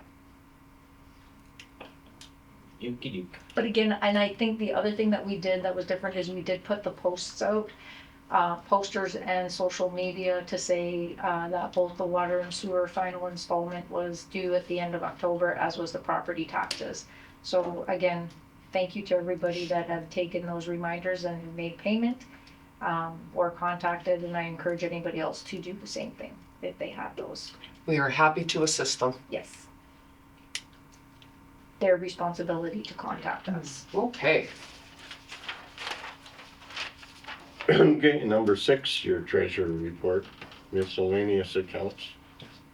Nope, number 5. Oh, number 5, sorry. Yeah, nope, no worries. So this report is to provide council with information regarding property tax assessment write-offs received from MPAC and processed for the 2025 tax year.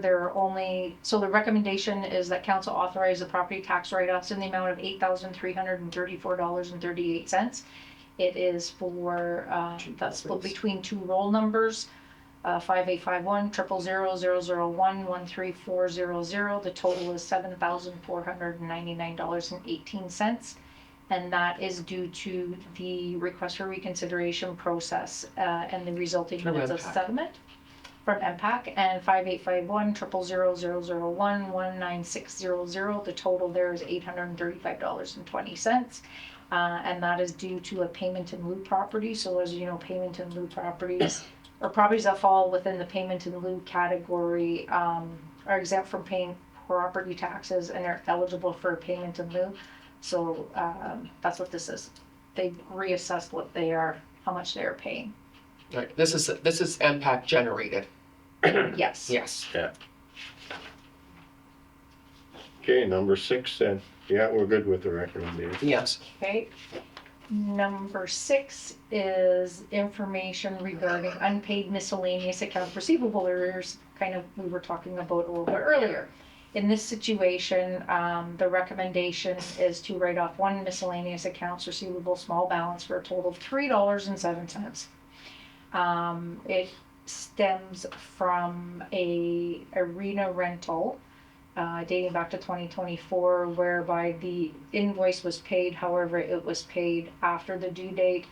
The individual has not rented any other ice since that time.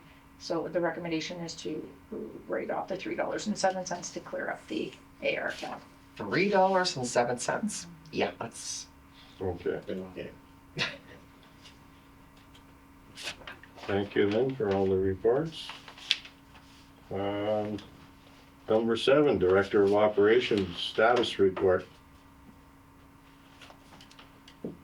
Okay, Public Works performed another dig. We did do a large number of curb stop repairs this year, but we had another one on Winnipeg, so that was completed November 18. we were preparing to dig at 404 Perry Street. The property owner had paid for a water turnoff. It had never been turned off in the history of our employees, so nobody could really find the curb stop. We ended up bringing Marathon in with their device that was able to trace the water line. And by finding where the water line runs, we found the curb stop almost right away. So we did not have to dig at that location. And then they finished the culverts at Cook Lake. They were very quick and efficient and did a great job. Final reporting to the M&R has all taken place. For the rec maintenance crew, they have completed the floor in the gym. We've heard nothing but great comments from all of the users. So thanks goes out to Albert and Patrick for a quality job well done. We have completed the FOS interviews. We have hired a new FOS person and they started yesterday. The temporary lead hand position is still, it closed, that posting closed on November 28th, so I'll be getting organized for those interviews. Simcoe was here. They've got the ammonia sensors replaced at the arena, so now we should not be seeing that flashing light. And if we do see the flashing light, we should take action. But everything is going well there. I have been working on the evacuation plan, emergency evacuation plan with Fire Chief Morrison to incorporate ammonia leaks and other emergencies that would require an evacuation. So that's still an ongoing process. And the insurance documents have been submitted and we'll talk about that later on in the agenda. Okay, thanks for that, Dan. Any questions? Hearing none, then the harvest covered report, Tammy, number 8, the next one. So the harvest covered reported that they had no heat. So we have incurred some expenses in helping the harvest covered out. So we bought 2 space heaters to keep heat in the building to preserve the water flowing while we were waiting for an oil technician to come in and work on the furnace. So a couple things that was discovered during the repair of the furnace. One, the chimney cleanout has been built into the porch roof.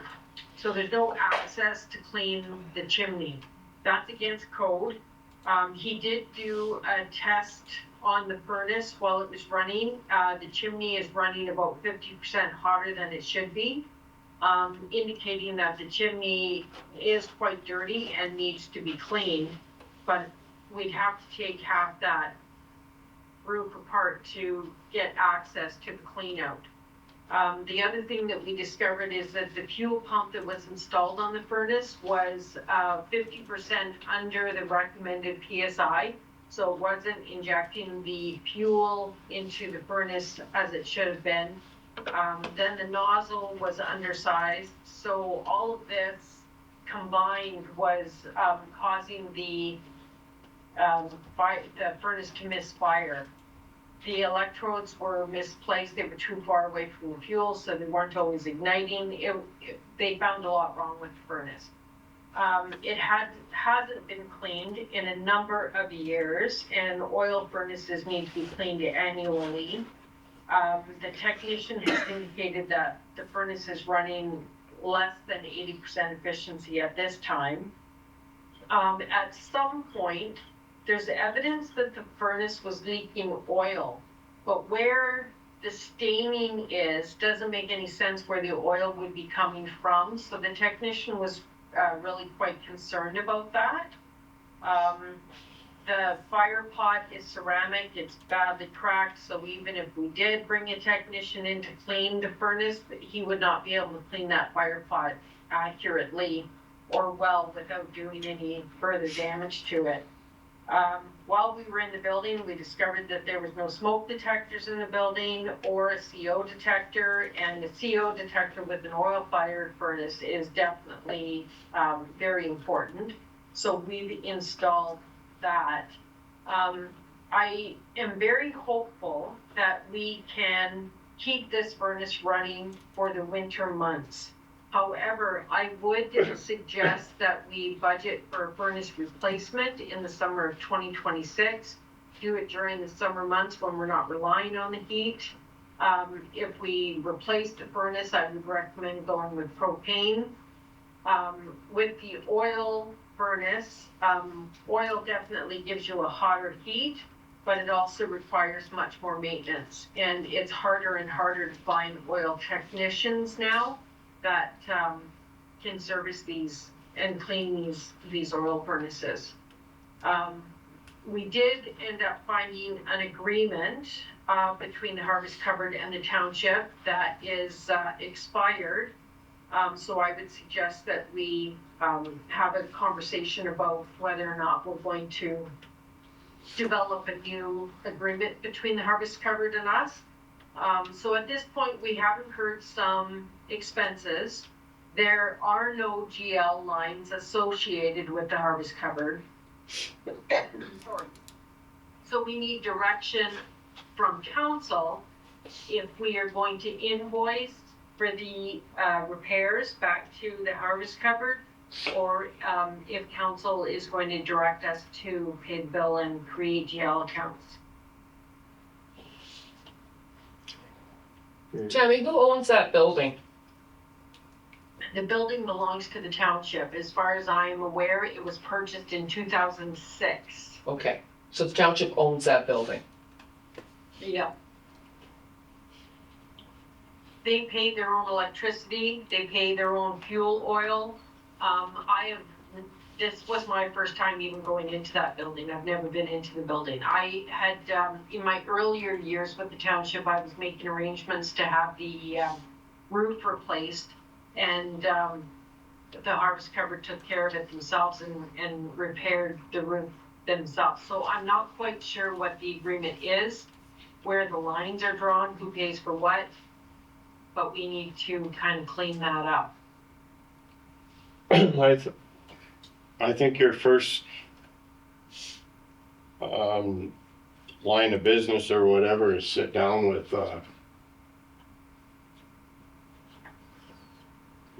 them, and them, I'm not sure, I guess with their board, and find out what's been going on over the years, and take it from there, and come back to us with a report.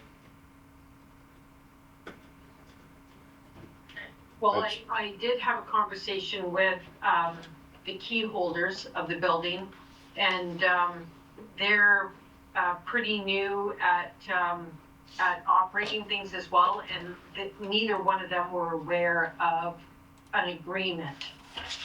It was our office staff that found the agreement, and it says in there, it was established in 2006. It was a 5-year term. It had the option of rolling over into a second year, 5-year term. And then from there, there was no notifications in writing, then it turned into a year-to-year lease. But there's no mention of, they pay $1 rent per year. But other than that, there was no mention of repairs. So if they have a bunch of new people and there's nothing really in place, I think what the mayor said, sit down and come up with something that's mutually beneficial for everybody. Yeah, meet with the board. Because when I was on the board, we were aware that we paid $1 a year in rent, but we also knew we paid all of our own hydro, all of our own oil, we carried our own insurance, And when repairs needed to be done, typically we got volunteers, usually husbands, to come over and do them. But I think a definite lease agreement would make more sense. Yeah. And meet with the board as the mayor has instructed, though you may want to put together something when you're doing your 2026 budget to come up with a quote for a new furnace as one of your possible capital projects. Marlene, since we own that building, I know it's not on the list, but we have a buildings budget page.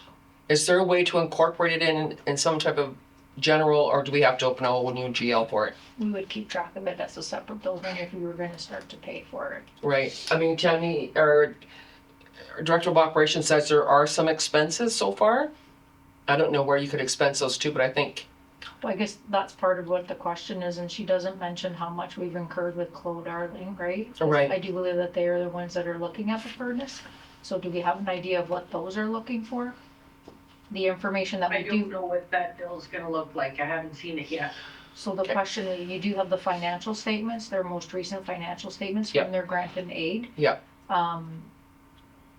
And when I went back to look, cause I thought I was looking for my email that I sent Tammy and Rhonda, I can't find it, but it had to do with, when the building was actually taken over, when the township became the owner, which I think was in 2000, I thought it was 2004, and the building permit was taken out to change it because it's the old transformer building. We didn't incur, the township didn't incur any capital costs of those renovations. So, No, you wouldn't have, because we would have had volunteers. well, I think there was a grant because the food bank has access, I believe, that they have access to certain types of funding that maybe that the township does not. I don't know whether that would be through the regional food bank, and I might be using the wrong terms, so No. I do apologize, but they do have money in their bank account. Well, really and I truly. can tell you this much. I did look at Food Bank Canada, and through the RFDA, there is no grant for operational assets. So things like heaters. The What only about thing capital? that they will invest in capital is for freezers, for fridges, Okay. for things to keep food, right? Yeah. So the expense would fall to the food bank. Now, again, I would say have the Director of Operations meet, and Rhonda, if you want to sit in on our last grant and aid, you do have financials. And there will be a discussion with their treasurer on forwarding. They look a certain way, but they're not really that way. I think you also have to, I think part of the responsibility as a township is to provide the assistance to the not-for-profit. Yeah. So getting the No, what quotes is a good, that's a good thing to do to help. Yeah. What Right. they, I think you should meet. Yeah. Yeah. what they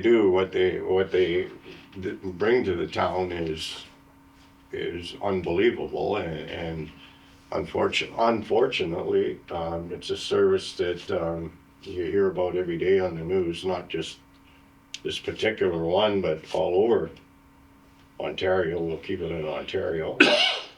It's a service that's being used over and over and over way too much.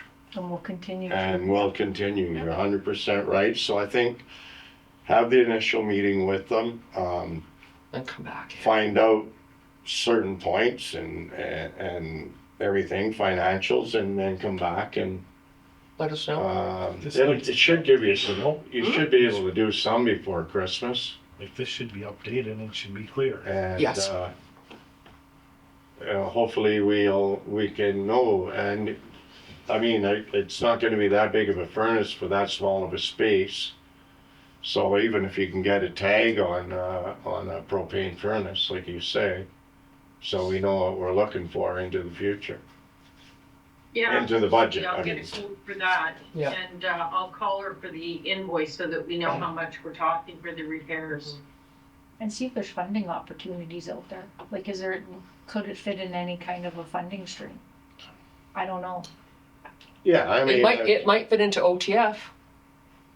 OTF is, Well, that's one, but that's something I think a You conversation. still need can a have. quote, you would still need a quote in order to do an application. Yeah. But, yeah. But no, and Councillor Bryson just mentioned that.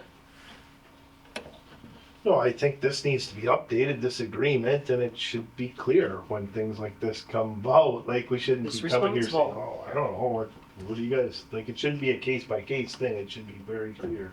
Exactly, yeah. Yeah, Okay. and meeting with them, Yeah. hopefully we'll get that. What they need, what we need, and what they do for the kids, so the lot's gotta be taken into consideration. So you good with that then, Tammy? Yeah, absolutely. They have heat right now, right, Tammy? They have heat right now, yes. Okay. Okay, number 9, Economic Development Officer report. Jamie taking this one? No, I don't think so. James? Okay, so I'll just go ahead. Oh, there you Oh. go, look at that. You gonna do it? You're Mike, muted. You're muted, doll. I can hear you. James, you're muted. We can't hear you. There you go. Sorry for Can you explain it? It's about the Cascade. Yeah. Wanting us to help them submit an application to NHFC for some trail upgrades for accessibility.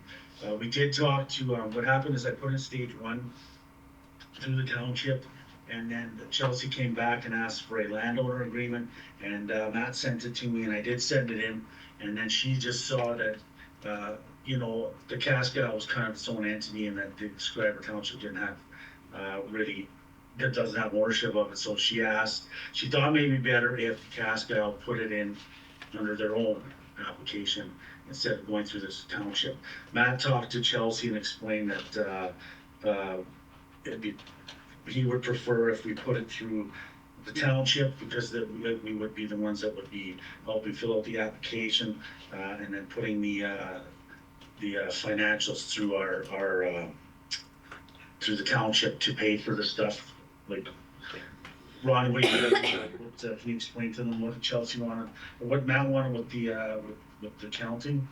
Okay, so essentially, just in conversations that Cascals felt it was better that if the Township of Schreiber was the lead applicant and they were a co-applicant, the grant would be for $65,000 with NOHFC paying 90%. On paper, it would say, if we were approved, that the township was responsible for the 10% and any overages that were incurred for the project. If council were to agree to this application, then I think we would want to have something in writing to say that Cascal, even though they're not the responsible applicant on the contract, that they would be the responsible financial overseer. The other thing that they're asking for is they want Jamie to write the grant for them, and which means that if we are the primary applicant, that our finance department would have to take that on as a project, because on paper it would be our project. Another concern that I had was, if we do this for another entity, how does that affect our applications with NOHFC? Does it look like the Township of Schreiber has way too many projects that they can't manage? Will it affect our approvals? I did ask Jamie to talk to Chelsea about that. I mean, I think the consensus is that it probably wouldn't affect us, but I don't know. To me, like, it's just extra work that our people that are already tasked with our own issues, like, it's just extra work for the staff. It's a lot of extra work. Is this not how we did the last trail upgrade? And everything- There's some precedent set that we've done Everything went perfectly fine projects, though. yeah, like that. So the first one was like for the feasibility, so now. No, like, Right, so in The stages. sewer plant one. Oh, no, the sewer plant? Yeah, there was a sewer The plant. sewer There was plant trail construction. upgrade. Oh, for the trail, There yes. was Yeah. a study first and then there was. But- the That's right. But construction. we were the main, it was the same idea. Yes. Right. Everything was fine. So these are phases now. It was easy, I wouldn't say that everything No, was but- fine, but like it was easier. Because at the end of the day, if you're going to use the township prescriber to do your application, the application and any kind of procurement, you have to follow our policies, Yeah. right? Absolutely. And then you need to have somebody that's going to be the project manager. So that's, in addition to your application time, and then your RFP creation, your agreements and everything, you still need someone that's gonna be the project manager to make sure that your milestones are being met in what's going, as I understand. And the it, reports are put in. and the reports are those to the funding milestones. body, but you need to make sure that you're liaising with your contractor and understanding what the output is. When I was in the meeting with our CAO and our economic development officer and with the Casque Isle representative, it was, so we did the feasibility study through FedNor or OTF, I can't remember. FedNor, I think. And this is from Schreiber Beach to the Cable Lookout and the feasibility study, all, like, this is one phase of that construction, because the feasibility study told you what you had to do to make the trail more accessible. So this is going from the beach to the bridge. That's the only section that it is. So there is the in-kind time commitment and reporting that would go on.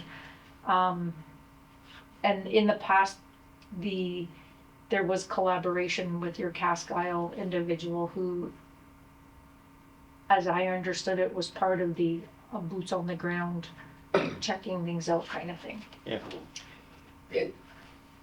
James, is there an administrative line in that application where some of the additional administration costs can be covered through the grant? I mean, I take our, I'm not sure, I'll have to look. I take our administration's concerns, I mean, it is extra time, it's extra work. Yeah. But if there was an administrative line where they gave you a certain dollar, I don't know what even that dollar value might be, but it could be included as part of the grant. I don't know if that's even possible. That's a good idea. Like, if that's available, yes, that is a good idea. If it's not, I don't I'll know. have to check Like, on like we've got precedents, certainly Casque Isle is part of our tourism initiatives, but I take administration's concerns. Yeah, no, for sure, and To heart, I well, you do. even seen tonight with the fiber, I mean, who's gonna get busy with that? Or Yes. is already busy with that is Jamie. Mm-hmm. We've got a few other projects, like, That's my issue.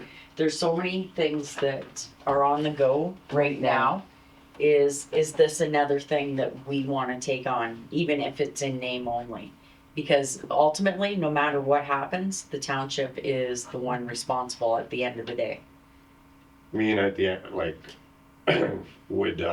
could Casque Isle take it on and Jamie work with them? Jamie Well- worked with them. To help them complete the grant That's application. kind of that's where we're at, like, stage one was done, because like I said, that's when the questions came up. So all it would be for that is to resubmit.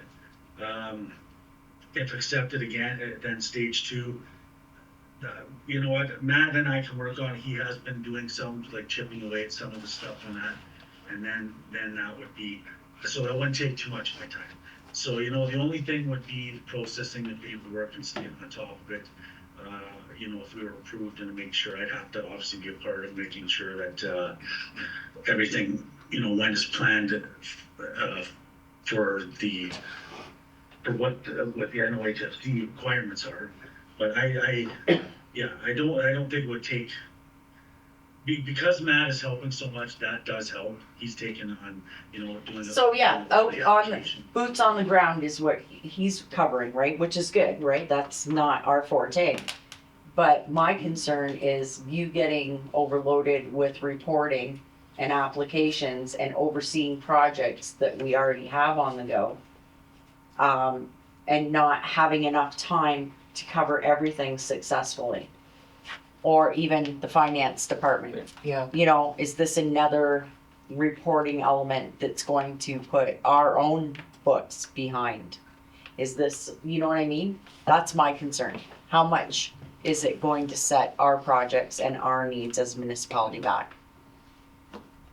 So you know, you've heard the CAO's concerns. James, what's your thought?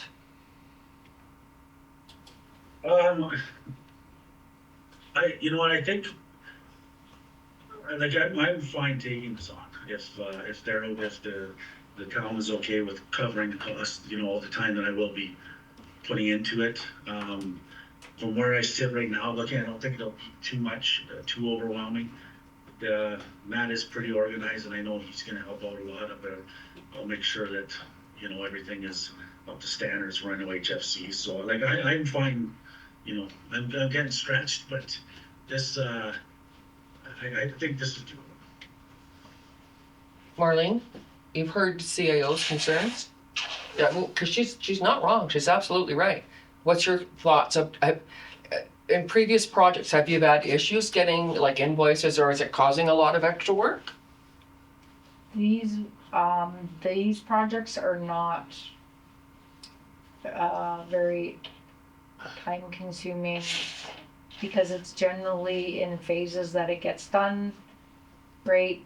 So you put the RFP out for construction, it's done in phases, there's usually a timeline of when the invoices come in, the contractor sends the invoice in, whoever's going to be the project manager is gonna sign off on that invoice like you would on your procurement policy, and then we're going to pay them. I think the biggest challenge Yes. was the final product. So it was signing off on that final payment. If I don't Yeah, remember we had a who was huge here, argument right? about the last thing. The guy spent all the money and couldn't get from the Hobbit house to the thing. Yeah, you probably watched the movie. I didn't watch that one. There was some yelling happening at the meeting, but So it's about being that on was top. the only annoying thing about it, but that had to do with that specific contractor. Yeah, the last couple hundred meters. Or Yeah, whatever. he It was just bedrock. kind of just wanted to walk away. And we said, no, we promised to do something, so. But that's besides the point. Do you have more history? Yeah, Projects. Too. So, no, but I see this as a benefit to Schreiber, so I can't see why we wouldn't do it. Me too. I'm all for it. If you guys can do it, that's Yeah, what. that's the thing. I don't work in this office. I think it's great if Yeah. you guys can do it. Personally, I think it's a lot with windmills, with fiber, with this other project, the arena project, seniors project for next summer. But whatever council wants, we'll do. It's a benefit if it can be done. I'm all for it. Yeah, I'm for it.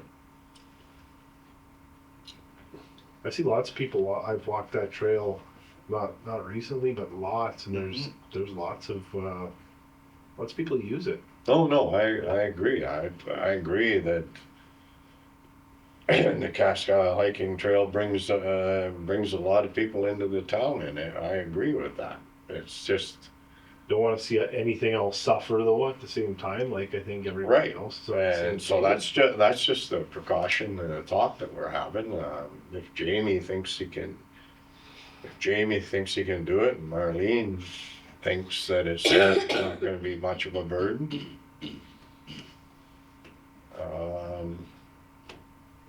I would just add the caveat, can we have them look into and see if there's some way to get back some administration money?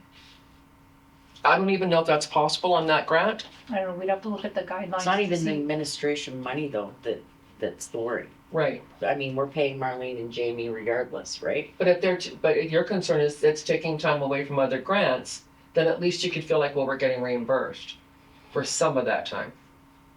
If that's even a concern. But we're just writing the grant, right? Like No, but we right have, now. Yeah. today.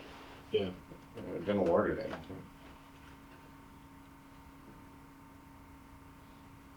I know.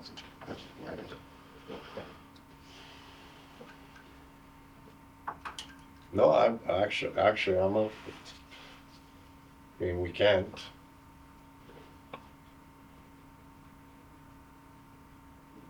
Your call. It's not my call, it's our call. I know, Yes. but I'm waiting to hear what your thought is. We'll look to the boss. Well, I think we gotta go ahead with it to, and if we get bogged down, then we're gonna learn a lesson and we're gonna, we get bogged down, we're gonna learn a hard lesson and we're gonna have to. If we get bogged down because the government's giving us so much money that we have so much work, that's a great problem to have. I'm sorry. Like, for real. It is. But it's not just grants though, that's the whole thing. I know, but that means there's lots happening here. That's awesome. Yeah. We're not saying that, Dave, you're not. I know, you're I not know. hearing that. I am hearing what you're saying. I just, Jamie said he can handle it. I mean, the point is, right, one person, you can take on all these jobs, I've said it before, right? But you're never gonna be successful at them if you've got too much on your plate. Never. It's always good to say yes, but you have to make sure you meet your deadlines, you do your regular jobs. It's a lot. Yeah.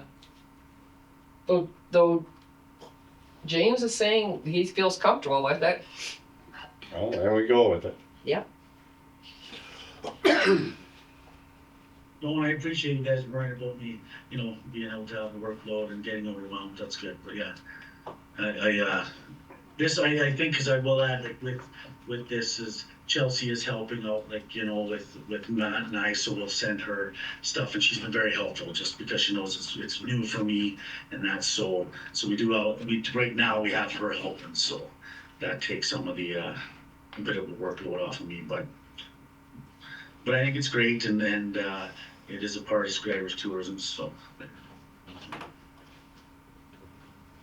Everyone's okay with that? Yeah, it seems like it.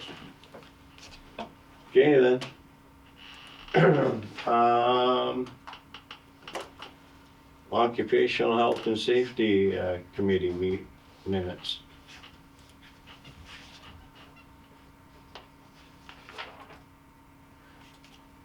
Any questions?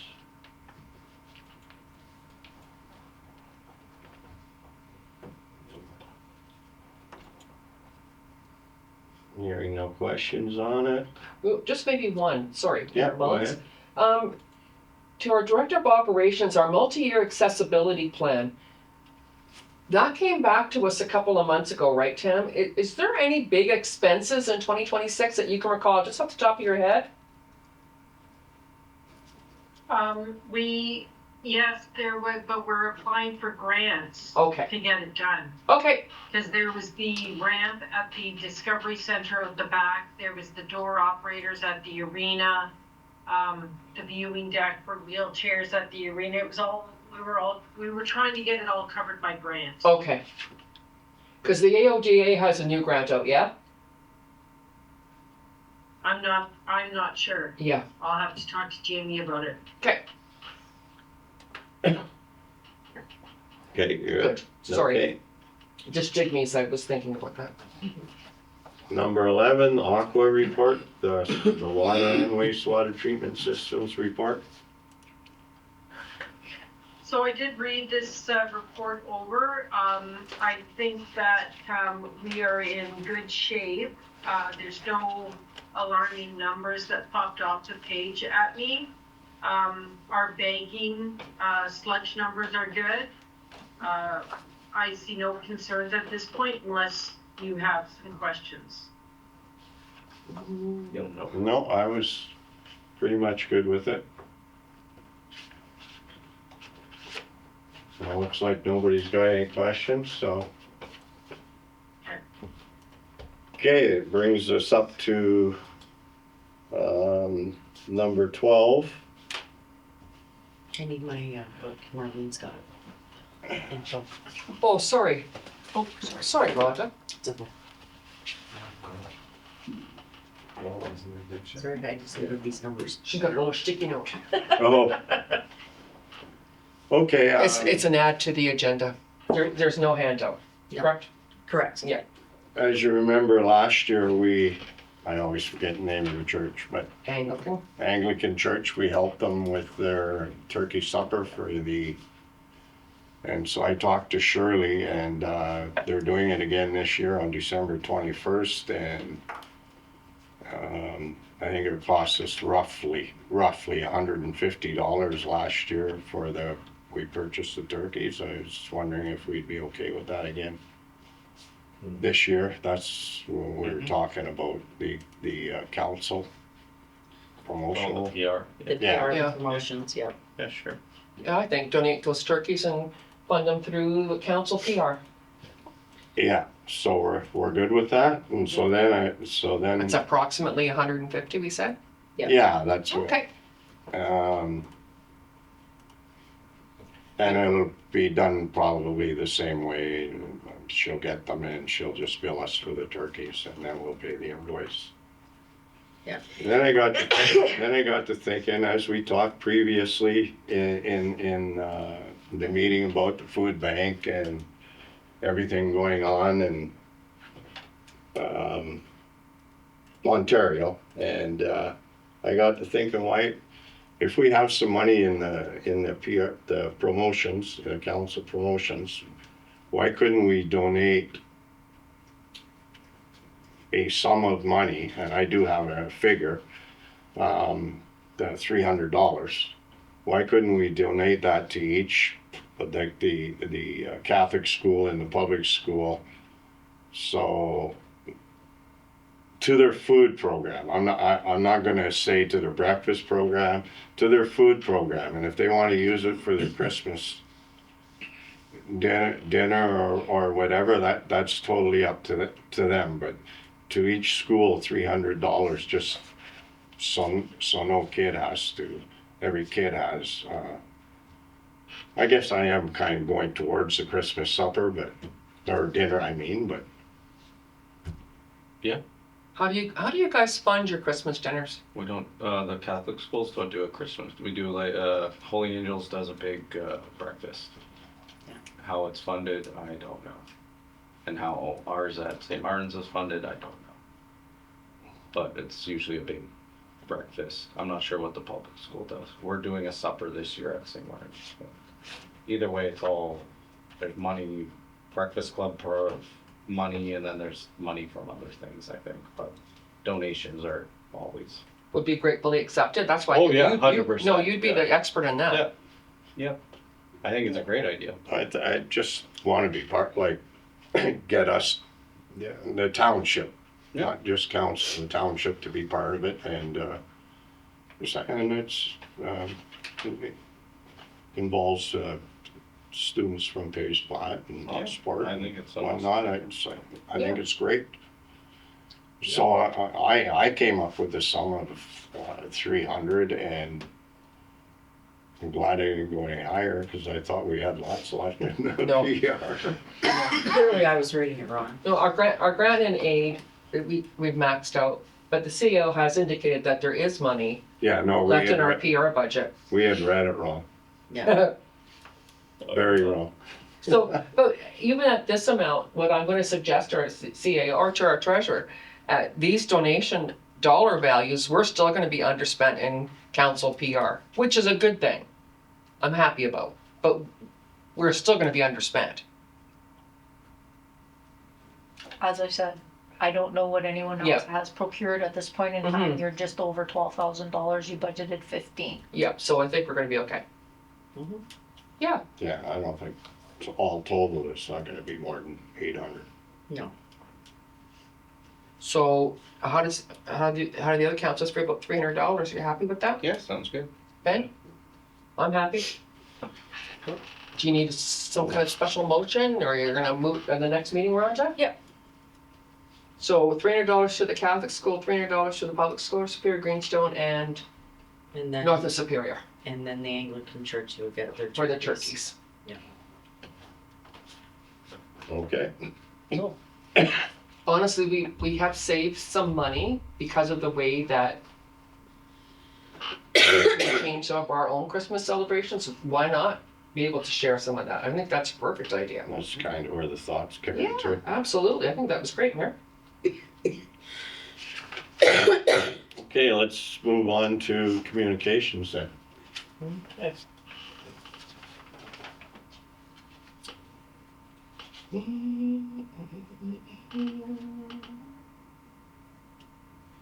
The only thing I thought was number 5, request for resolution of support City of Pickering, because same thing municipality of Wawa is to go in and sign in and support Elect Respect Pledge. They have a website that's in that note. It's electrespect.ca, and it's just about having respect for your local councillors and mayors and people who are running for office. It's just a pledge form to sign, and I think that the township of Schreiber, we'd be well-based just to go in and sign the same thing. You don't even put through support a resolution, you can just go in and sign it. Sounds good. Okay. I didn't see anything else. No. Number one, no more. Well, Sponsorship package. The conference. Do we normally do donate some Yeah. sort of? Sometimes we do, yeah, sometimes we do They usually like a shirt or, usually we do the, like a sweatshirt or, I'm trying to think of, I don't even know what we did this year. I'd have to look. but there's even the conference though, like if we're attending the conference. that's Sonoma, Yes. No Yeah. one. but we usually do the sweatshirt and that, I believe, for municipal. Oh, yeah, no, I can check and see if we did anything for Noma. probably not. It would probably be, this wouldn't hit our budget to 2026, correct? Right. I think we did last year, actually. I think we did too. I think we did sponsor last year. It was the lowest sponsor, but I think we did sponsor last year. Do they have the whole bronze, silver, gold thing? Yeah. Yeah. There's diamond, platinum, Oh, lady. Pricey. Yeah. That's why I'm not sure we did do this. No, I'm pretty sure we did last year. Like 500 not? I'd have to check and see. I don't think it was that high though last year. Yeah, that's what I mean. Yeah.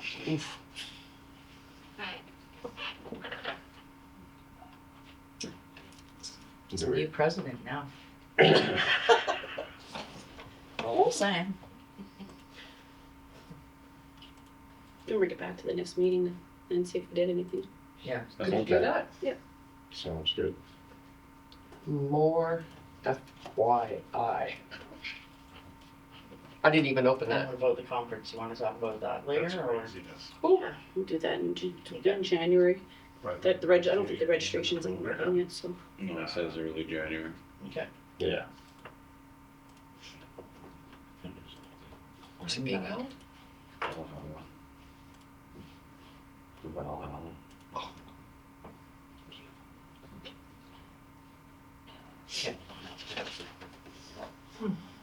Okay, good with communications then? Mm-hmm. Okay, we got no unfinished business, but under other business, we have the 2026 municipal insurance proposal.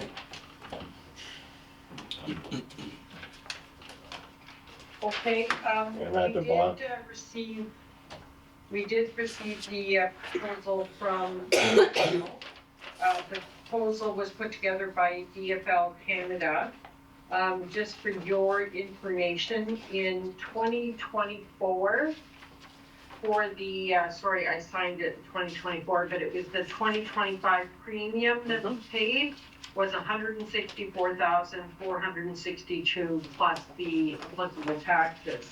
So when you compare that to this year's annual premium before taxes, $164,856, you're only looking at $394 increase, which I think is pretty fair. Yeah. No. None of the deductibles have changed from 25 to 26?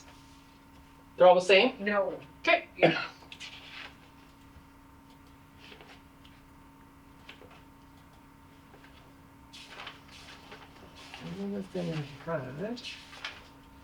I think it's a no-brainer in the Yeah. in the world of insurance nowadays. Yeah, I think that's pretty decent.